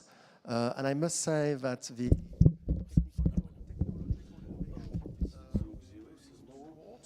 is actually one of the key things on which we have to engage also these Global South countries, because we know that Russia is using massively these kind of technologies, including from these partners and others, and we have to work on that. Maybe I should stop here so that we can have more. Yeah, thank you, Ambassador. I think we will have more time just for questions from the floor. І своє наступне запитання я адресую. And my next question is to the Ambassador of Sweden in Ukraine, Mr. Martin Åberg. Today we see that Russia has increased the number of hybrid attacks with the use of drones who actively spy, including over the territories of NATO. What should NATO and Sweden in particular would focus on to counteract as good as possible the technologies of Russia, the technologies which are being developed very rapidly and pose a direct threat to NATO countries, primarily to countries of Northern Europe and Scandinavia that Russia is focusing on, obviously? Thank you for the question. First of all, I think that your question has already been answered by one of the earlier speakers, because the country that is the very best today at detecting and shooting down drones is actually Ukraine, which means that we need to work together, which again builds on the whole premise of this conference, as well as on this panel. We need to work together to resolve these problems. Beyond the pure detection, we also have the challenge of attribution. We don't really know who is sending them up all the time. They circle around our airports, they circle around some of our sensitive objects, but it's not always clear who sends them up. The drones can be either something, for example, the ones that flew into Poland were clearly the same kind that fly over Ukraine. Some of the ones circling around strategic Swedish objects are normal Chinese-made civilian drones, and it's not quite clear who sends them up there. So I think we need to work together in order both to improve the detection, but also in order to bring them down, and in that way perhaps also be able to attribute them. Thank you, Ambassador. Моє наступне запитання надзвичайному повноваженому послу Республіки. Thank you. My question to Andris Piligovichus. Your Excellency, in May this year, I attended the Summit of Drone, which was held in the capital of Latvia, and I was impressed how the school children in your country are engaged in developing drones, assembling drones, using drones, and this clearly shows the strategy which the government of your country sees in this work. Since you are in the zone of threat, which Russia obviously is going to ramp up in your region, what do you think Russia will be trying to focus its main attention on in order to undermine your national security? And how can we make up for the advantage of the Russians which they are gaining on the battlefield in Ukraine? Here at the Security Forum, indeed, Latvia is very much familiar with the threats, hybrid threats, what you are alluding to. We were one of the first countries in the region facing cyber attacks, countries facing systemic hybrid threats in terms of disinformation, misinformation. And indeed, I think this is one of your slogans, always to be one step ahead of the enemy. This is what we are trying to do in our region. And exactly, we are trying to partner with the like-minded countries. We are trying to expand our cooperation with Ukraine. We are one of the leading states in the drone coalition, and I think over the 2 years we have shown that this family of partners can grow beyond Europe. We have New Zealand, Australia, Canada in this effort.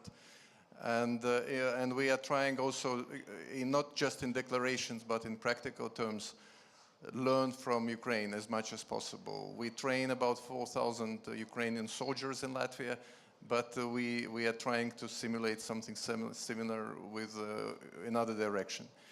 And you Ukrainians are one of the best trainers in that regard. So it's an equal partnership, and I think I support what the French ambassador said. We have to use every platform globally.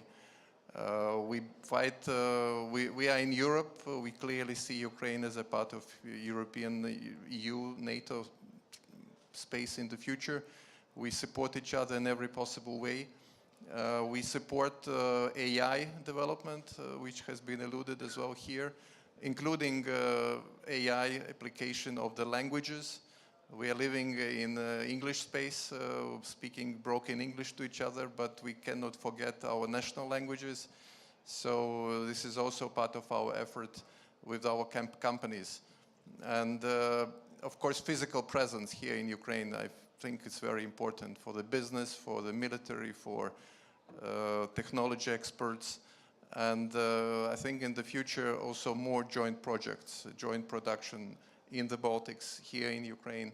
We have to move faster than our adversary, and this is a commitment from Latvia, from business, from the government, from civil service. Thank you. Дякую, пане посол.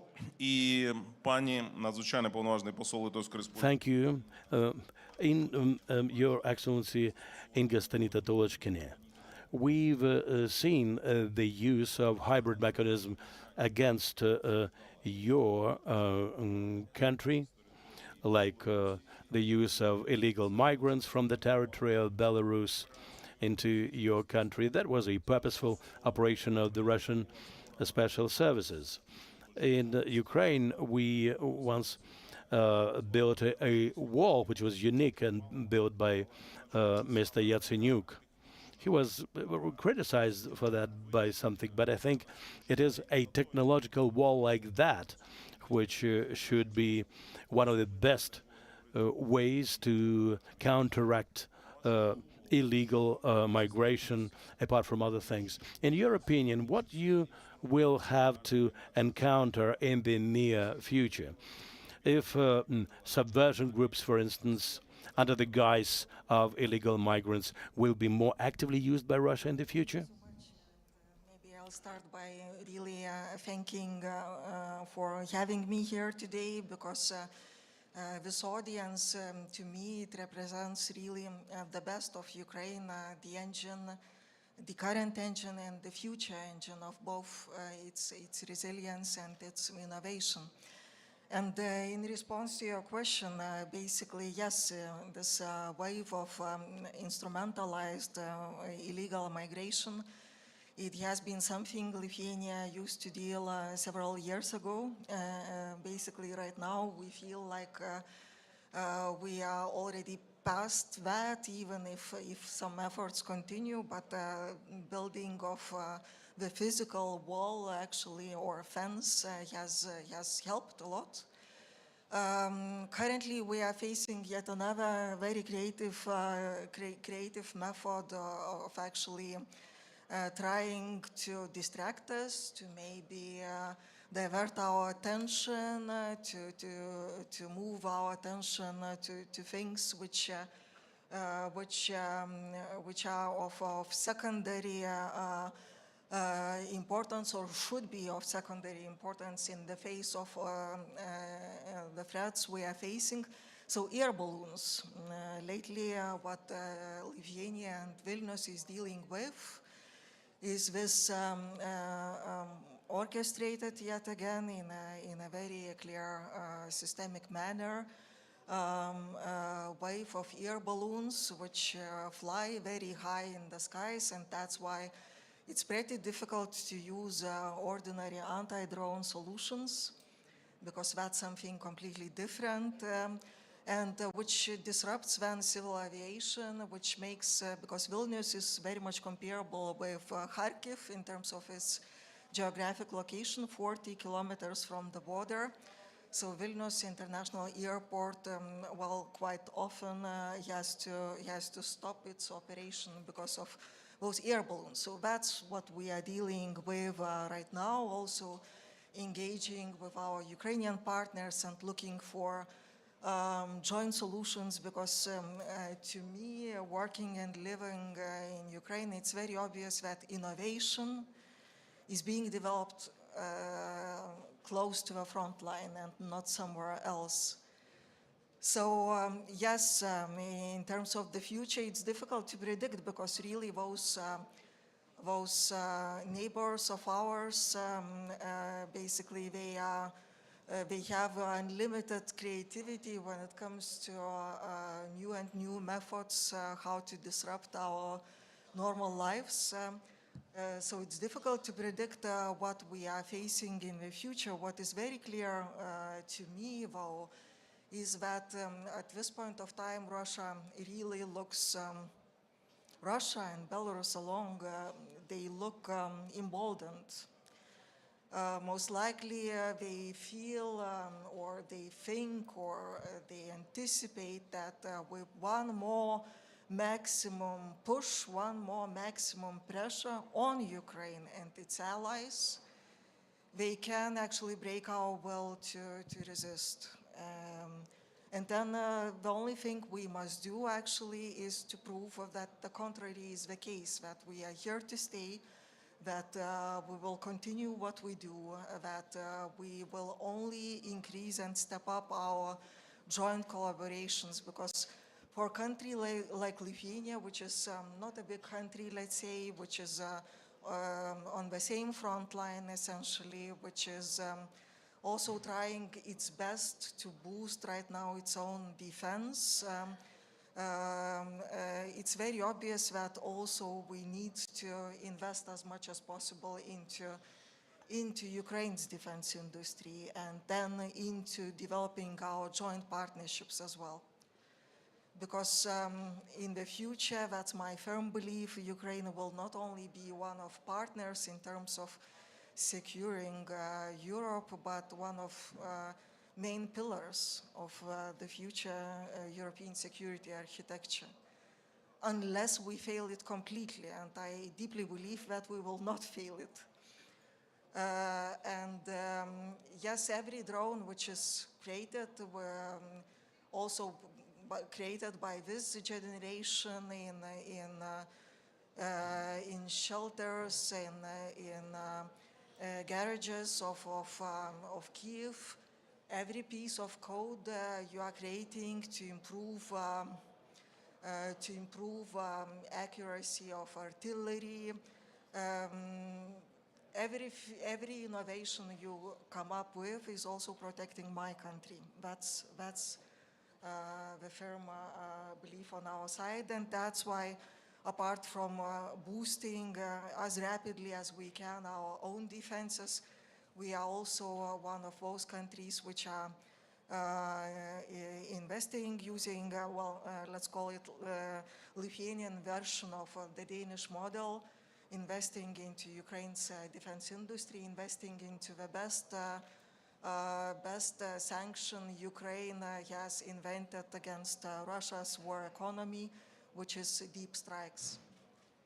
And yes, also working hard to actually bring and try to combine some components, innovative solutions from Lithuania, such as infrared technology-based low-cost cameras to make your drones more effective at night and bad weather conditions. That's just one example of many other things we are trying to do. And apart from Pearl, we will also be using SAFE to try to scale up all those efforts.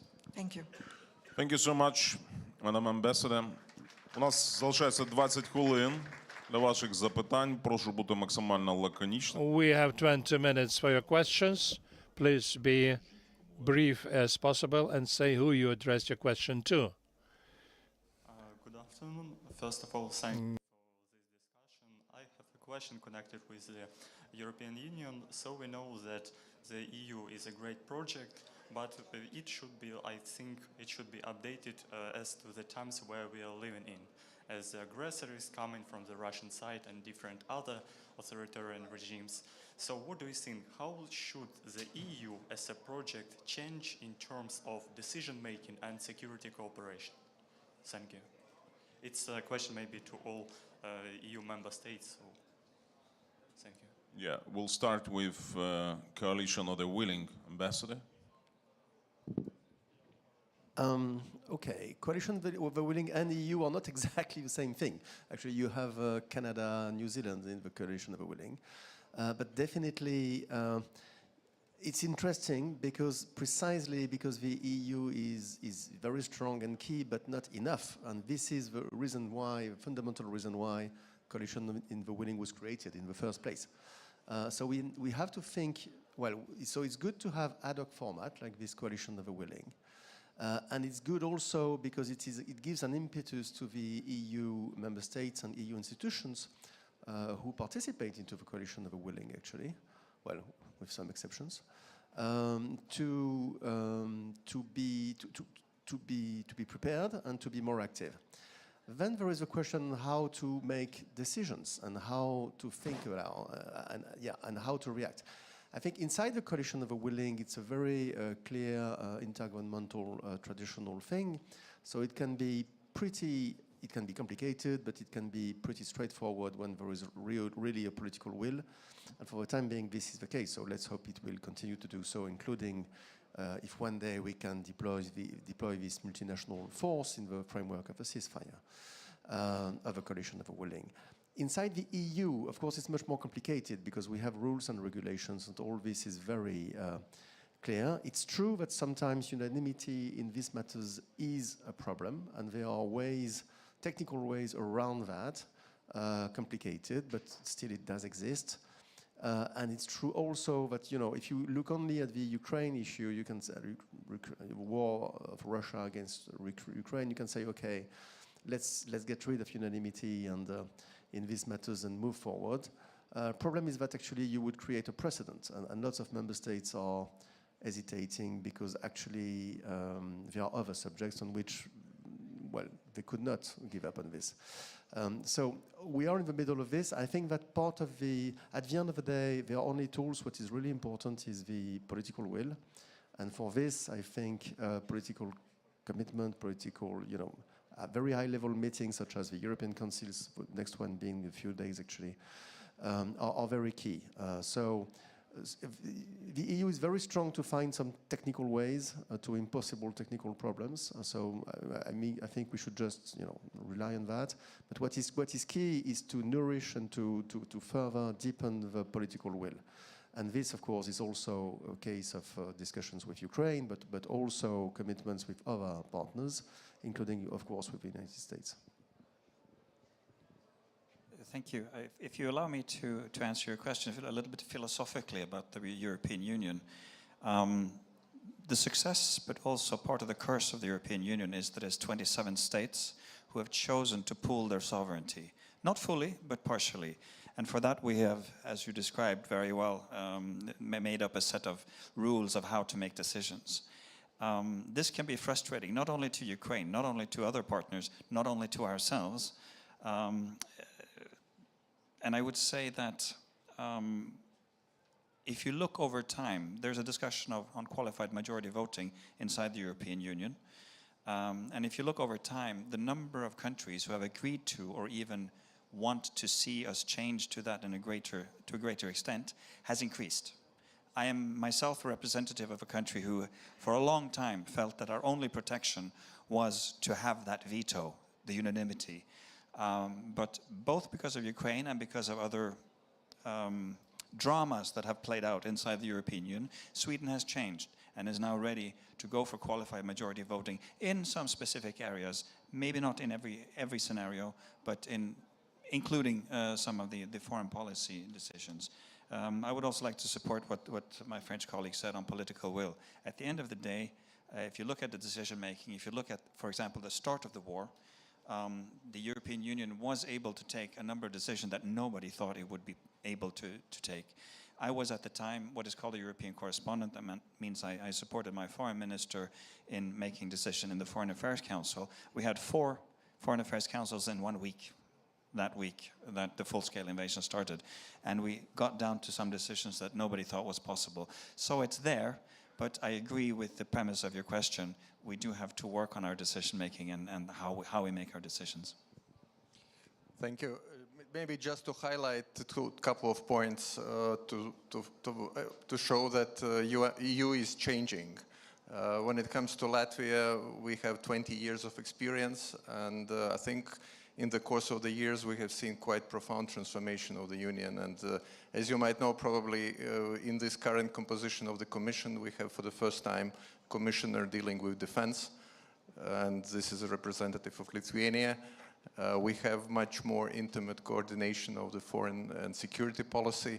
We have a big debate about defense budgets, and I think countries represented on this panel are showing the desired threshold of the finance. I think we have more understanding within the Union that countries cannot use only peace dividends and security provided by NATO or by some of EU member states and not contributing to the common European pot.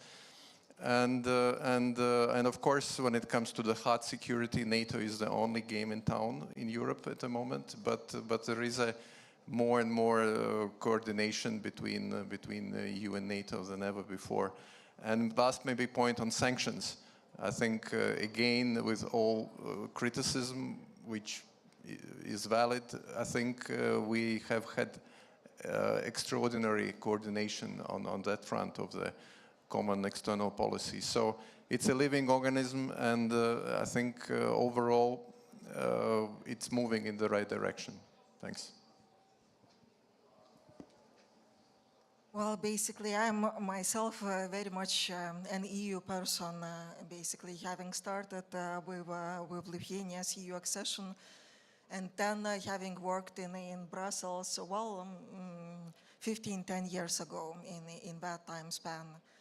I can only subscribe to what colleagues said, that in terms of the unity, in terms of the recognition of all those threats we are facing, we've never been as united as we are, as the majority of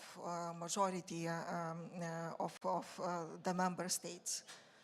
Now, when it comes to this systemic issue of systemic obstruction of the decision-making process, definitely we need to concentrate on that much more than we do it now. That's Lithuania's perspective, because later on any, especially Ukraine, but not only Ukraine-related tracks. And that's why, yes, most likely just focusing on the building this common strategic culture, which used to be a very European way of moving forward, is not sufficient actually to address this issue. So we must concentrate on that, and we must find ways to actually neutralize this obstruction. Thank you, Ambassador. Будь ласка.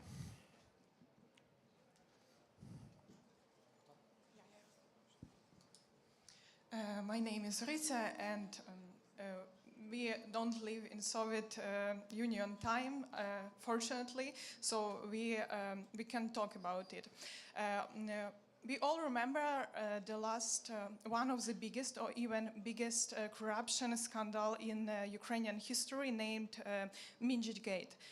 I mean the situation with business partners of Volodymyr Zelensky. My question is, what is your opinion about it, and how do you think? Will this in any way affect international assistance and support to Ukraine? Thank you.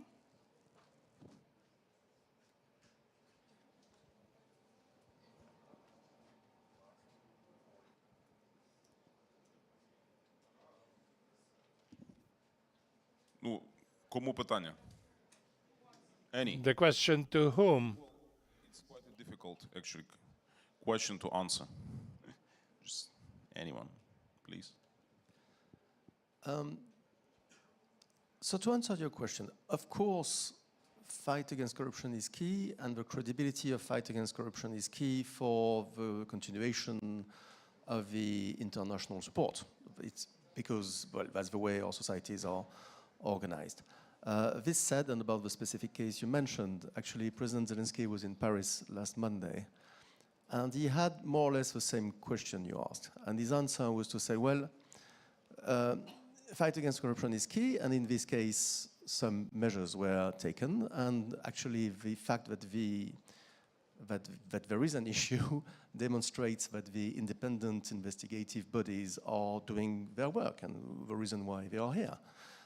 And actually, it is to the credit of Ukraine as a democracy to be able to face these things and to fix it, as long as it is fixed, of course. But my point is that, and this is what my president tried to express, and you would never have had such a scandal in Russia, because in Russia there is no corruption, because nobody would say that there is corruption, because nobody is independent to say that there is any corruption. And if anybody would be bold enough to do this, I think that his life expectancy would be pretty short. So actually, it is rather to the credit of Ukraine to tackling this. But of course, as I mentioned at the beginning, It's true that the credibility of the fight against corruption is key for international support, it's key for the war, it's key for EU accession, it's key for OECD accession, it's key for the IMF, it's key globally. So of course it plays an important role. I was going to say pretty much the same thing. What I tell Stockholm is that this is a sign that the system is working. And to answer your question, I think institutions are extremely important. Let the institutions do their work. Let the system work as it should, because that is the key in Europe. That's a very European answer, actually. But I also agree with you. There is a risk to donor willingness from corruption. But I think drawing the conclusion that we should not expose corruption is the wrong answer to that. We need to deal with it, and we need to do forward, because we need to feel confident that you are able to deal with it, which this is one example of. I agree with colleagues. Just very shortly, of course, functioning courts, functioning rule of law system, it's a sine qua non for the accession talks. And regardless of the size of the issue or matter, these issues will be very much examined in the course of the coming years.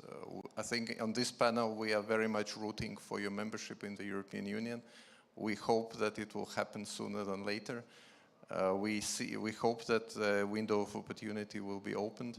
And of course this chapter will be one of the most carefully looked at by the European officials, by the European politicians. And I think, of course, I think the general message from the European Union is that support is not for granted. We stand ready to support Ukraine as much as possible with the membership, but at the end of the day, it would be up to the ability of the Ukrainian institutions to function. And of course, I will not go into details, but when courts are not able to make decisions for 5 years or 8 years and longer, be it commercial disputes, be it some other disputes, administrative disputes, that would be not the appropriate speed what Europe expects. And I'm saying this as the most probably ardent supporter of Ukraine's integration to the European Union. Thank you. Well, from our perspective, actually, yes, each and every crisis situation, however unpleasant, is also an opportunity for a fresh start, for a qualitative leap, for a change. And that's something we are very much looking forward to. Also, keeping in mind that, yes, as my Latvian colleague said, sooner rather than later. So basically, Lithuania is of a very strong position that Ukraine must be part of the next EU enlargement wave. And you may have noticed several weeks ago, the European Commission has come up, has not only published its progress reports for all the candidate countries, but it already has come up with a public assessment that it is realistic to expect the next EU enlargement to take place by 2030. So that means that time span for a qualitative leap is rather short. Let's do everything possible and impossible to make a maximum use of it. Дякую. Коли ми говоримо, я маю запитання до всіх. Thank you. I've got a question to ask of all the panelists. When we speak about today, we cannot but refer to very difficult negotiations around reparation loan. And German Chancellor even announced that he will be visiting Belgium to discuss this issue with the Belgian government. And we know that it's in Belgium that the depository, Euroclear depository for the Russian money is. So how realistic is it to expect a positive solution of this issue for Ukraine, which acutely needs this money before the war is over? And as part of the discussion, we see that some EU member states say that it should be a prerequisite for the peace negotiations and peace agreement, peace deal with Ukraine. So what should precede what? What's the sequence? I don't think that, you know, I'm not convinced that there should be a prerequisite for peace negotiations, but it's up to Ukraine, of course, but there is no prerequisite from outside. This said, the EU reparation loan or whatever solution for bringing very important, significant financial support to Ukraine for the next years and not only for the next weeks, I think is key. And it is key for an obvious reason because of a lack of financing for the budget of Ukraine for the next years and for the needs that Ukraine does have for its defense. So obviously there is a huge responsibility of us together in the EU to find a solution to this. For the time being, I was very optimistic because I thought we were nearly there, but apparently the Belgium difficulty is really strong. Now there has been a new proposal by the Commission 2 days ago. Discussion is going to develop, and we have a European Council in a few days. And I'm quite confident, because the EU is quite smart in finding some technical fixes, usually, that a solution could be found here. So that the huge amount of money which is actually needed could be guaranteed for Ukraine. It does mean to be able to find some good answers, not only technical but political, to what Belgium actually says, and actually some of these questions are pretty legitimate. One of them being, how do you share the risk? And we know in the EU that at the end of the day, sharing the risk is what the EU is about. So we have to do this in a way or the other for this big money for Ukraine. Finally, of course, it would make a lot of sense politically to have this, to go into the direction proposed by the Commission, because it's a way to use the Russian frozen assets. There are other technical possibilities on the table, actually, including joint borrowing from the EU, whatever, which might be less politically attractive. But I think that at the end of the day, it's key that we would find something that would work, because I think Ukraine does need this money. And after a few months, next year, if the money doesn't come, it could be actually a catastrophe. So I'm fairly confident that because the stakes are so high, a solution will be found that would take into account Belgium's concerns. If you allow me again to be a little bit philosophical, Ukraine is fighting, not, of course, for its own life, for its right to be Ukraine, but also for our security. We need to help Ukraine do that, including financially. If you sort of boil it down to where the money can come from, there are basically three options. We can do it through our budgets, which is being done right now, with some of us paying a lot, some others paying a little bit less. Some of us having a good financial positions, others in greater difficulties. So this is a difficult way forward. We can do it through common borrowing, which, as you said, is politically contentious and would have implications for much more than just how to finance Ukraine, because it has to do with what the European Union really is. The third option, which is palatable, is the frozen assets. It's obvious it's there. We recognize the concerns of Belgium, but the Swedish position is extremely clear. Do it now. Whether through a loan or another way, it's not super important. I am fundamentally an optimist that we will find a way to do this, even though, as we said during the first question, our decision-making processes can be very frustrating at times. Maybe just a couple of points. When it comes to accountability for the Russian crimes, we certainly support Ukrainian red lines, and we believe that anything related to the commission of register of damages, project for reparations, special tribunal for the crime of aggression, we clearly support that, and we believe that these things are completely non-negotiable. On the financial support for Ukraine, for your knowledge, Nordic Baltic constituency in Washington on IMF is the most vocal supporter of Ukraine. And as my colleagues have said, Latvia will support a kind of solidarity when it comes to this issue in the next forthcoming EU Council. Thank you. Not much to add, but this is not only a matter of security for Ukraine, this is a matter of security for Europe. So we must find a solution now. У нас час тільки для одного запитання. We've only got time for one more question, please.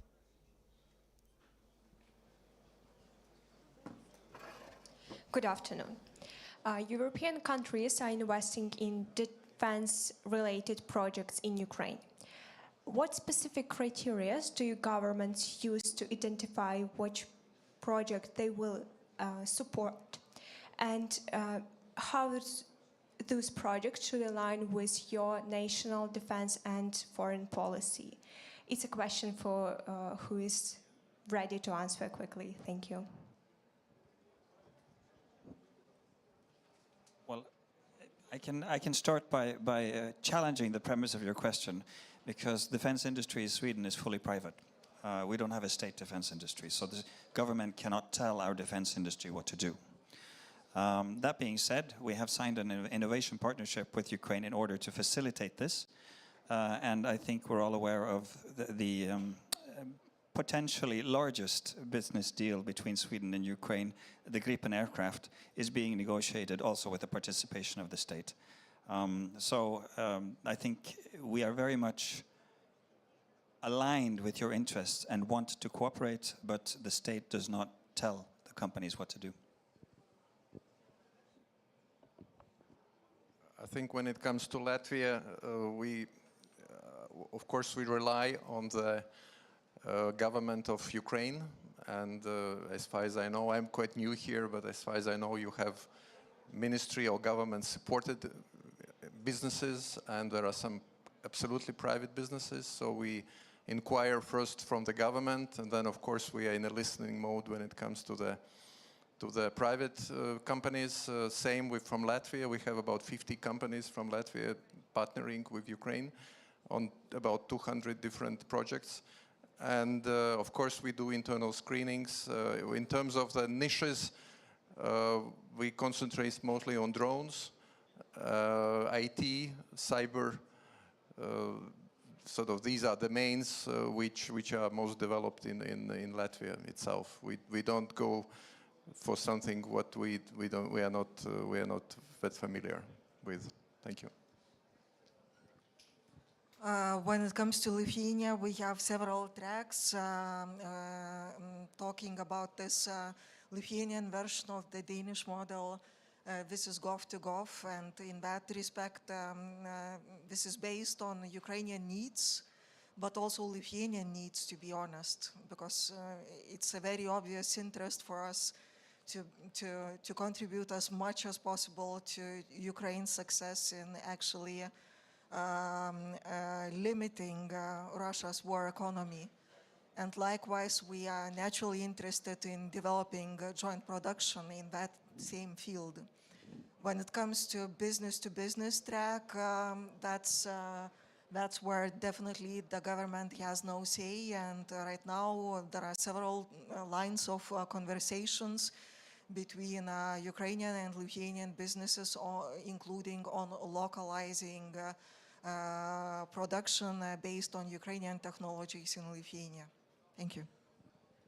Maybe very, very shortly, because lots have been said already. Yes, of course, the business to business there is no direct link with the government, but at the same time, you can have some public tools to give a direction or to support more clearly some kind of investments. You can, for example, take part of a risk if the private company has got to borrow some money. So you can guarantee part of this loan, or you can bring some public money into a venture at some point. So there are ways to deal with that. Obviously, it's up to firstly to the Ukrainian authorities and to the Ukrainian army to define what the current priorities are for them, and we are here to support that, obviously. But also it has to match our own views of what is a priority, both in Ukraine but for us. And at the same time, I think what is really key is that we would produce, both in Ukraine and in France or in all our countries, equipments, military equipments that can be used at the same time by the Ukrainian army, but also by our own forces.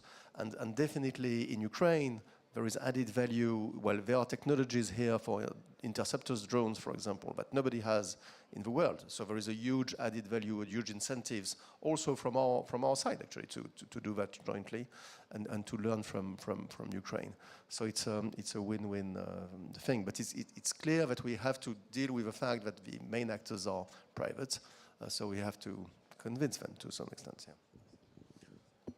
Thank you so much, all members of this panel, which is called Code of Diplomacy. Дуже дякую всім учасникам нашої панелі. Прошу вас подякувати оплесками надзвичайному повноважному послу Франції в Україні пану Гелю Весьєру, надзвичайному повноважному послу Королівства Швеції в Україні Мартіну Обергу, надзвичайному повноважному послу Латвійської Республіки Андрісу Пілдеговичу і надзвичайному повноважному послу Литовської Республіки в Україні пані Інзі Станіте Толочкіні. Дуже дякую всім. Зараз у нас коротка кава-брейк, яка якнайкраще сприяє відновленню, але також скористайтеся, будь ласка, можливістю навчатися в перерві. Можете підійти до інструктора з тактичної медицини, а також Кілхаус Екедемі 3-го штурмового бригади для того, аби спробувати себе в якості пілота FPV. Дуже дякую, зустрінемося вже за 20 хвилин. Слава Україні!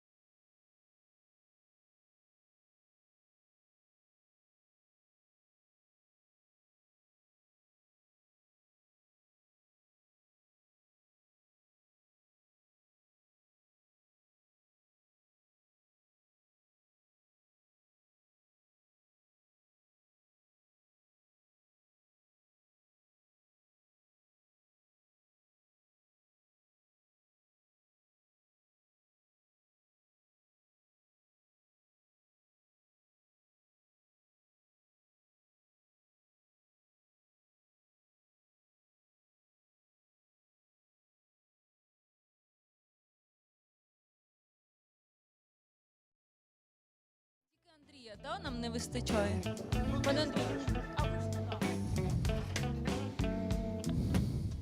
Тараса не вистачає. Це хто буде зараз? Отже, друзі, я думаю, ми можемо... So, friends, I think we can start. I'm Yana Brinze. I'm a journalist and a TV anchor.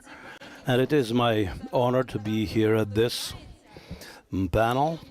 Taras is going to join us in a second. He's already here, as I've been told. So please, Taras, welcome. Join us. Come to us. Whatever. So now we're going to speak about the code of technologies and how technologies are changing the nature of our combat realities. I've seen an advert of one of the brigades, and it said that drones should fight. Who should fight is drones. But we understand that no technology can be operational if there are no people to properly use them. Therefore, within the next 45 minutes, I hope that our major topic will be about the limits of technologies. What is workable now, what is a thing of the future, and I think that we have the best qualified people for this. We have Bosch here, callsign Bosch, from Anti-Aircraft Missile Regiment, the 3rd Army Corps. Please, a round of applause. Taras Rukashevsky, co-founder of Roboneers Company. Serhiy Mokrenyuk, Deputy Director for Development, Atlon Avia. Igor Berhovenko, co-founder of CPO A3F.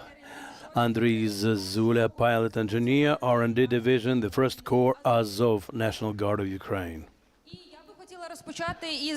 I would like to start by asking the same question to all the panelists. What are you currently working on now? You have R&D laboratories that enhance what is being used at the front line. So what are you working on, and what are your flagship products so that we better understand what we are dealing with here? Bosch, please, the floor is yours. Okay, thank you. I have some 6 minutes, right? Well, I will stop you. That is why I'd like to start with a bit of an intro, and then I'll take your question. I'd like to explain my background to you. Before the war, I was a university teacher. We had an international program, something in between the mathematics, computer sciences, and biology, and we were kind of trying to implement that in real life. That was abroad. Then the war, the full-scale war started, and I had to come back here.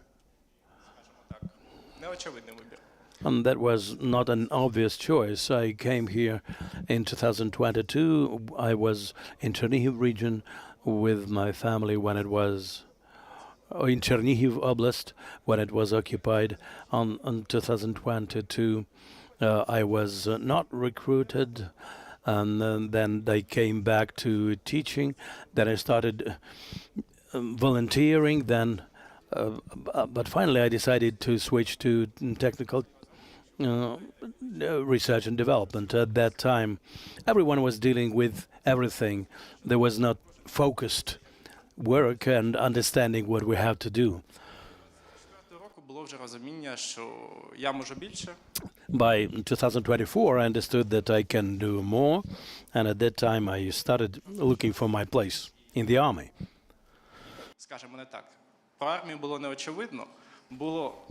At that time, the question for me was where to go to defense industry or to the military. I wanted to use my potential to the full. And that choice was not obvious. We have a lot of Ukrainian companies present here. I respect them in defense industry. The salaries are better, but maybe the prospects are better.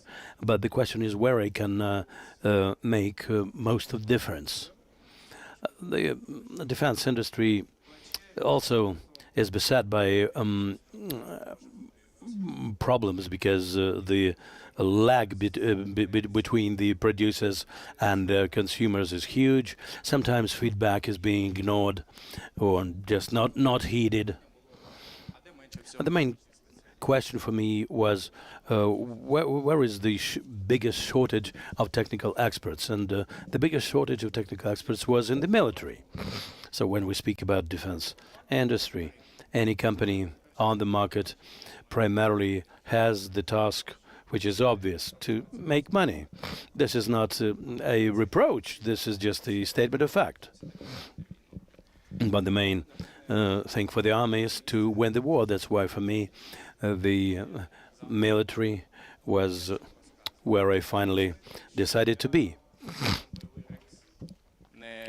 I was not very much of a Rambo.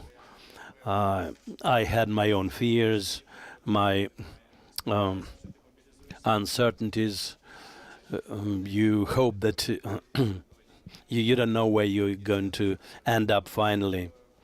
What I'm saying this for is just for the young people who are present here, so they understand that in 10 years' time from today, if they go to the military, they understand that this is the right choice.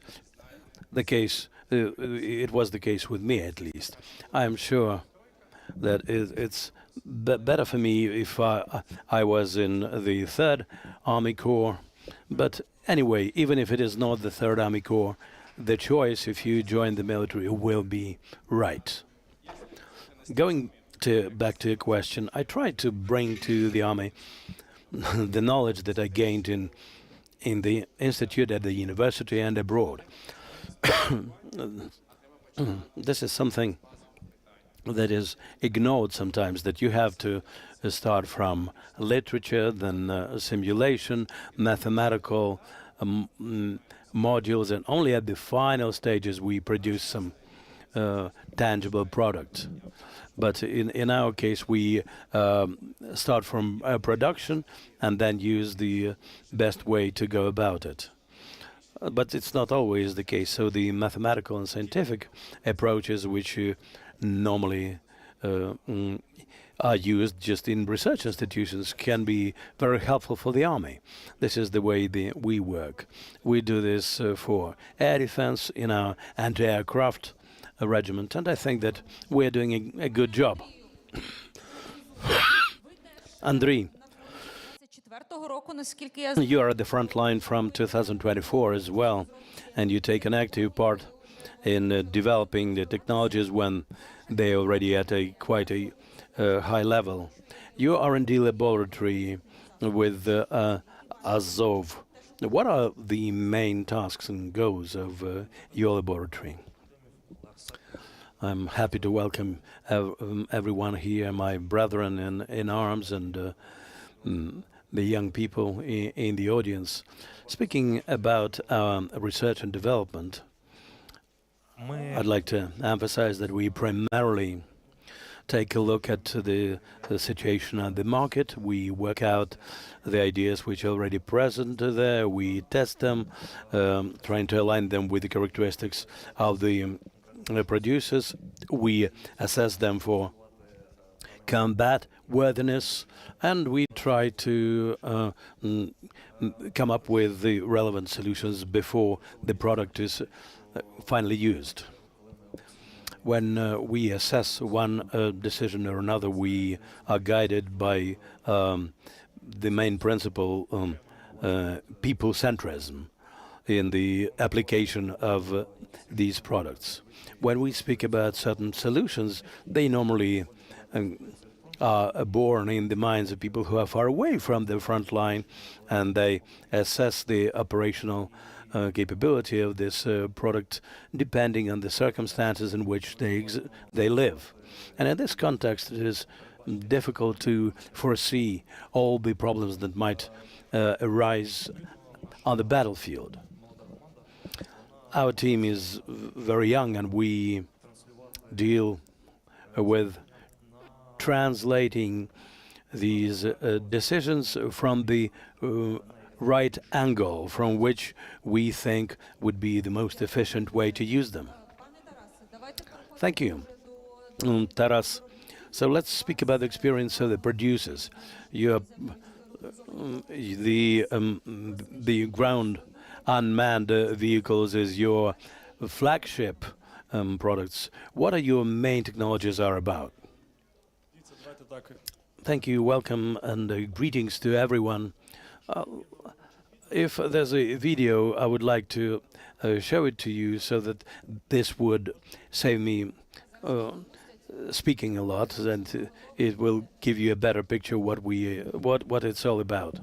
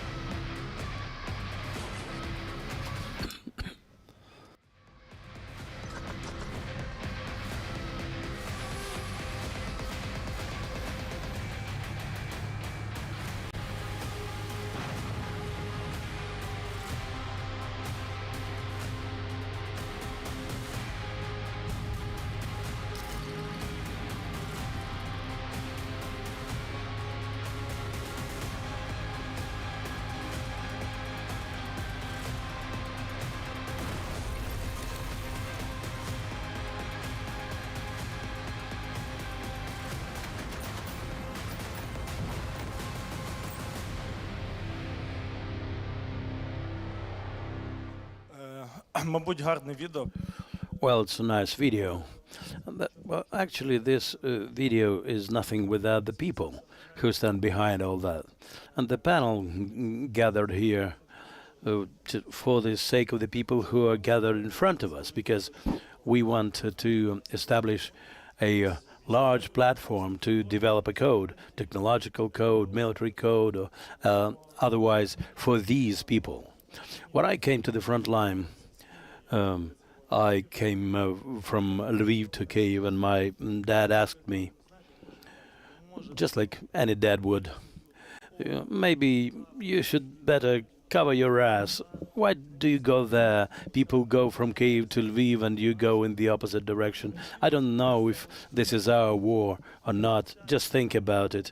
So I asked myself a question whether this is the war of our generation, and I said to my dad, probably this is the war of your generation, because any war is being in the making for a long time, and a country shows basically well in advance whether they can attack you or not, and they do this primarily by analyzing the code of the country which the enemy views as an adversary.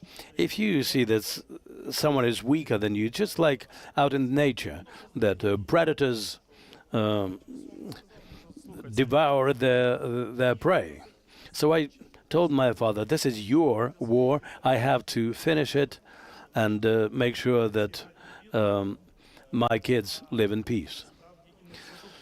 So it's not that much a matter of products. Technologies are primarily about people. We've seen that technologies, if we see problems in technologies, we immediately see that the problem is also related to people. I started my work from volunteering. I would go to the front line and ask people, guys, what do you need? And then you would think, how can you gather people to come up with a technology which would be helpful at the front line? So this is, the bottom line is all this is about people. So we can tell you about flagships and so on. We created the ground unmanned vehicles. All that is true. But the basic point is to make sure that people don't get to die, to protect people, because people are the most important thing that matters. So when we launched our business, the Miltech company, we saw our main mission is to make sure that our economy works, and so that this cooperation would not go in ups and downs, but would be a steady line whereby the military would say that we would need this or that, and you align what you do with their requirements. I used to come to Yuri, to Achilles detachment, and he would tell me all the specifics about there, and I would tell him about the specifics of a Miltech company, just because we exchanged information among ourselves. So this is primarily about cooperation between people, and we want to impart that to you, and all these technologies seek primarily to keep our economy, to preserve people's lives, and to create the right companies to sustain the army, to retain professionals who would be working on this code, because the technological code stands in front of the people. People are backing up this code. That's why we tell you that any technologist who would develop a linear production of some engines or UAVs, that's fine, and the military will be very grateful to you for that. Or if you have a manager, for instance, who launches a large-scale project or builds some practical thing, for instance, a factory to produce batteries, our own capability to produce batteries, not Chinese batteries, but our own production. This is technological product which would be very much needed for the army. And we just try to explain it to you that either you are at the front line or you work for the front line. And we try to find the code of the right people and right technologies, because people will come up with what is really needed for the front line. This cluster which we have is basically aimed at what you need. You come to us and we will share it with you. So your flagship product is about human interrelations. Yes, because any product is about people.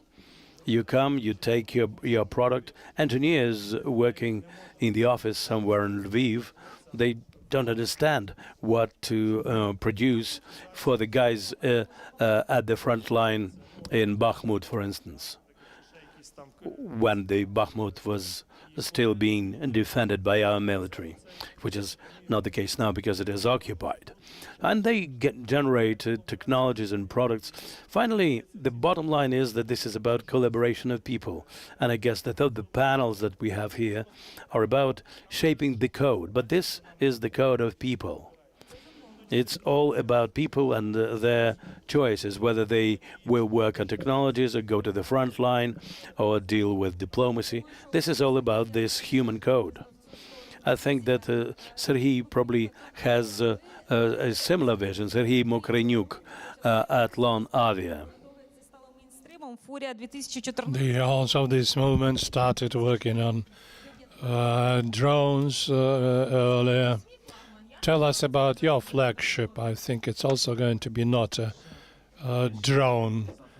First of all, I want to thank the organizers for inviting me to this panel, and for me it's a great honor to inform you about the position of our producers. I am Deputy Director for the development, and our product is unmanned airborne system Furia. Its task is artillery reconnaissance up to 30-40 kilometers. And I'm very pleased to speak about after my colleague, because every day we ask ourselves in our company, say we have 100 plus military organisms having our produce in use, and they have about 400 teams, for example. And I ask myself a question, whether our end users are really able to get 100% of capability from our produce in a combat situation. This is a basic question. On preparing to this event, I thought, what allegory could this be? Imagine that you have a telephone in your hand. How many percent of its capacity you really utilize? Definitely not all. So the question is that the device does not work properly without people who are well prepared and who know how to use it. Another issue, another factor is an environment. The device does not exist in itself.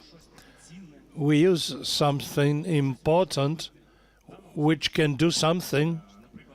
For instance, our drone.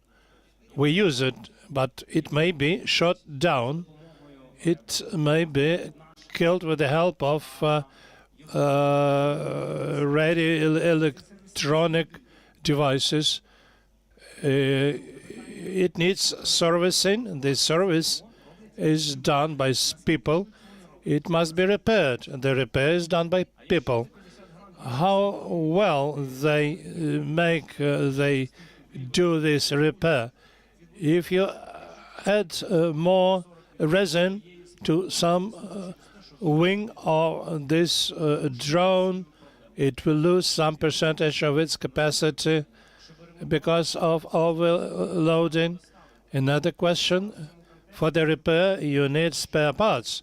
Somebody has to deliver these spare parts. Now we are working on the issue of moving the repair from our mission to closer to the front line and working on with military on training people to do that. And then, look, we have a device, then repair works, service works, spare parts, logistics, all this, a certain environment. The question is, how does this device function in this environment? In order to make a sortie, the pilot should know what's going on where, how he communicates with other people, with other teams.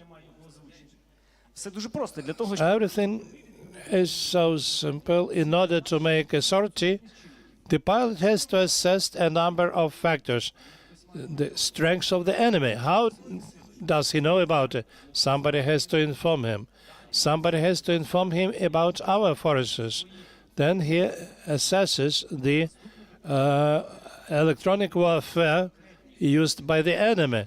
Then he needs to calculate how he will reach a certain point at a certain time under certain conditions. Because at the very time artillery is going to work on that target, there is no sense to come earlier or later to that point. So he has to interact with another team as something common, something single. How does he know about it? In order to get this knowledge, to understand, we launched a competition. The pilots had to take one of their missions and to describe it from the point of view of the doctrine on how they learn the experience as a lesson to share with others. When we started looking at what we were presented by the flight crews, now the judges representing military universities are assessing these materials, evaluating these materials. Some Some teams, it showed that some teams don't know how Delta functions. Situation awareness didn't work properly. In other case, all the pilots describe everything which happened to them in one layer. Whether there is a difference, whether it influences the combat operations. Recently, the Ministry of Defense informed that 5,000 military personnel last year have gone through the System of Situational Awareness Delta training. And my question is, let's calculate how many years or decades we need to for people to learn Delta at the level of brigades. Then another product information system of the 69th Center of Electronic Support, Graphite, which allows any military person in a real time to know which enemy flying objects are in the vicinity. Not everybody knows about it. We all live as a single system. It happens that people don't learn, knowledge is not shared, and management is not efficient. And when we go deeper or up there, we forget that we have to broaden our awareness, broaden the knowledge of all. That's why we started a recruiting campaign where we offer civilians to join our armed forces to become qualified operators, because it's very difficult to find qualified operator. As the pilots may learn for years, there is no limit to get knowledge by pilots. That's why, on the one hand, these are people, on the other hand, it's a device, and the third hand, it's knowledge, and all this should mutually influence. How is the communication goes on between the military? It's a question. Whether we do proper and high-quality information as producers. If people don't have enough knowledge on how to use the device, they cannot provide us with a good quality feedback. If a person is knowledgeable, then this allows us to take necessary decisions. That's why I say that people are number one, device is number two, and knowledge is number three. The most important is to manage these three pillars for everything to be interrelated and for as many people as possible to be engaged, educated, and understand their importance.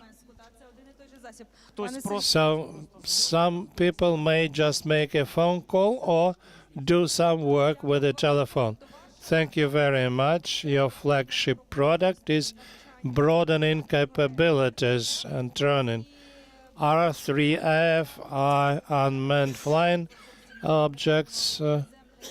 Then recently you issued land robotic system for Han. Good afternoon. Thank you for inviting me. Without military, you cannot go anywhere.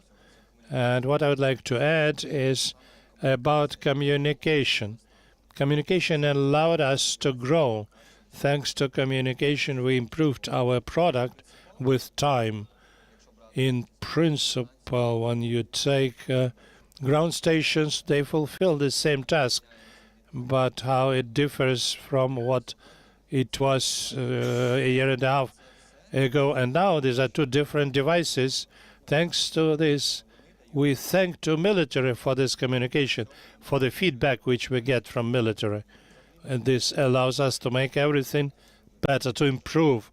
And our point of view is that whatever you improve, you can make it better tomorrow.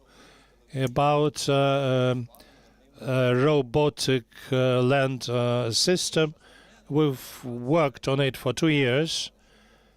we realized that there is a need in it, because there would be not enough to have only flying devices, and that land robotic system is necessary, is needed.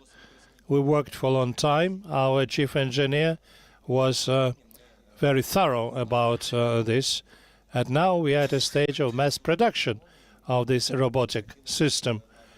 We are very much satisfied.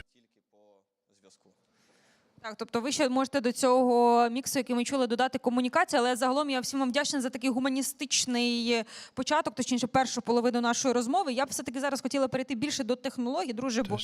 Now, okay.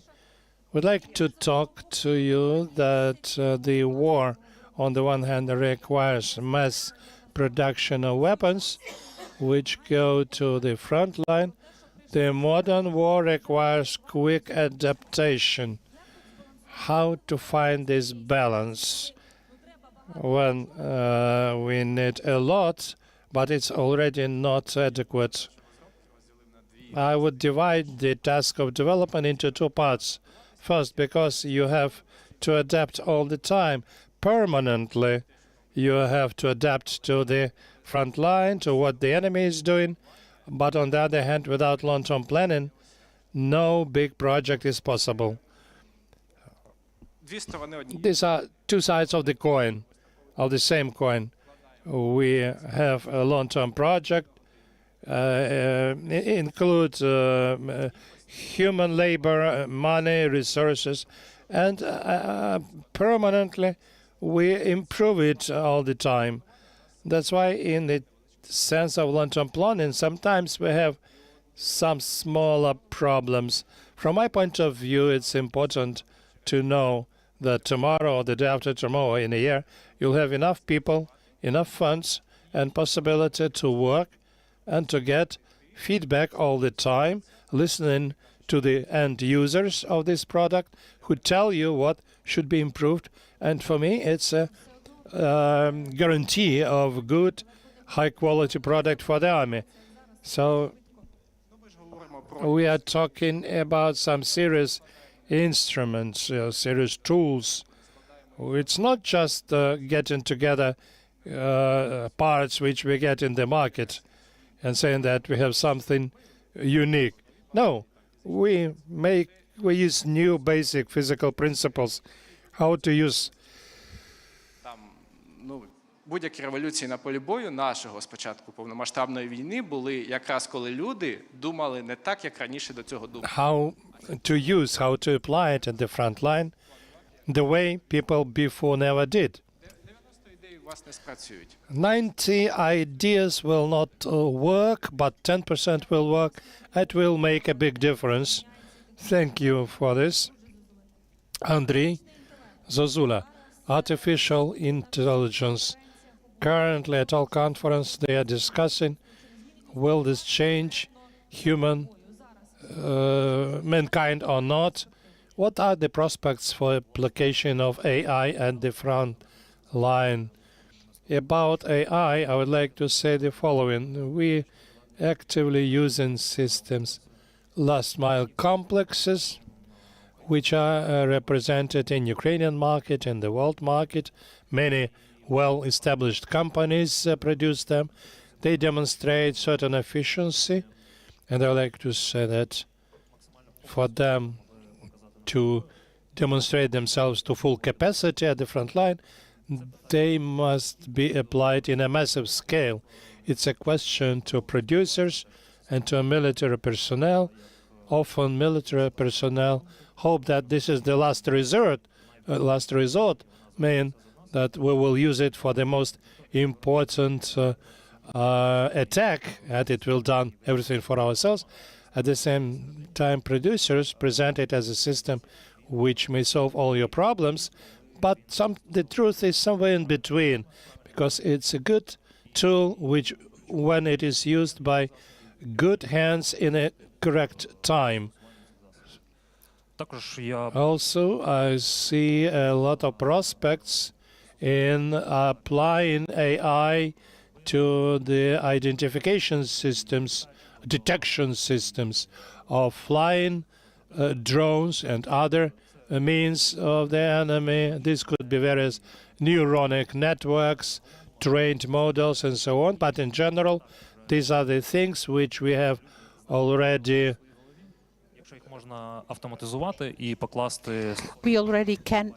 We already can invent them, and if we can use hundreds of kilobytes, then we will see what the commander intent is and what the means are to automate a lot of processes. Besides, an interesting phenomenon in Ukrainian militech is whereby the developer and the end user at the battlefield communicate, and when people come to the units with the capacity of using the systems with high quality, they get feedback and they iterate their solutions as fast as possible. So I would like to call on the manufacturers, go out of your comfortable offices, go to your end users, pilots, operators, sergeants, get feedback about your systems, productivity and performance, take that into account, take that on board and revise your solutions. So that's the issue of technological future. Ground robotized devices do lots of things. That's logistics, that's evacuation, delivery of ammunition, you name it. But in the very short perspective, what percent of loading can be put on the ground drones? So any military serviceman or woman would say that it's the mainstay of logistics, and without logistics you can do nothing. So these are the main strategic stories. We have to cut the enemy's logistics and to make sure that your logistics operates at a short distance, at a long distance. And ground drones, a couple of years ago, when we were using the just small machines and we didn't even have the name for them, and when people from the ministries asked us what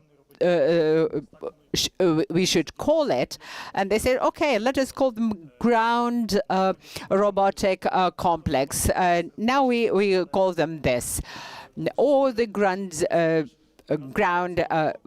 drones. And when you are there at the front line talking to the guys in the trenches, and you see their needs, and then you invent something to address that need. And that's how we worked, how we grew as a manufacturer of something that now is known or referred to as ground robotic complex. Now it changes the doctrine of warfare, the military doctrine. It's not only about UAVs or ground drones. All of these technologies are changing the entire military doctrine, and we know that the NATO allies are following suit, and they are closely observing what's going on, and they see how things are changing and how standards things in their doctrines when it comes to certain military systems are no longer valid. Everything has been transformed. Now, returning to the ground drone, what can they do in the future? Of course, if we connect better systems of situational awareness, we can upload software where you can have the commander actually controlling this ground drone from any place in Ukraine. Sometimes we even tested this remote control from a different continent, and that did work. But this is still a huge challenge.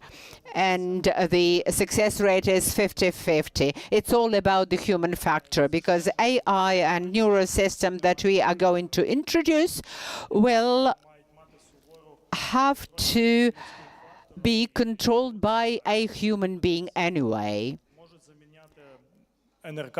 So these ground drones can replace crews. They can minimize the engagement of humans in any combat. Of course, they would not replace them completely, and some say that if there is a ground drone and it will fully replace infantry, or the assault complex would actually capture a town or a village. No, don't believe it. People are behind everything, and a collaboration between the machine and the human being, the human control, are essential. So indeed, we don't know the full capacity of such machines. You can see that in 3 or 4 months, the product is totally reworked or overhauled. This ground drone can be integrated into a more sophisticated system. And yes, there is no universal solution. You just think of one thing, then you launch it to the battlefield, and it kills all of your enemies. No, we don't have it. Yeah, I would like to discuss it with Igor. You are new in this niche. It took you 18 months to develop this ground robotic complex, and 18 months ago it wasn't mainstream. What prospects do you see for this complex? There are lots of different uses in the military sphere and in the civilian sphere. It took us so long because we strove to have a high-quality device. At the beginning, it was just a toy compared to what we've got today. And we know that this device should be scaled up.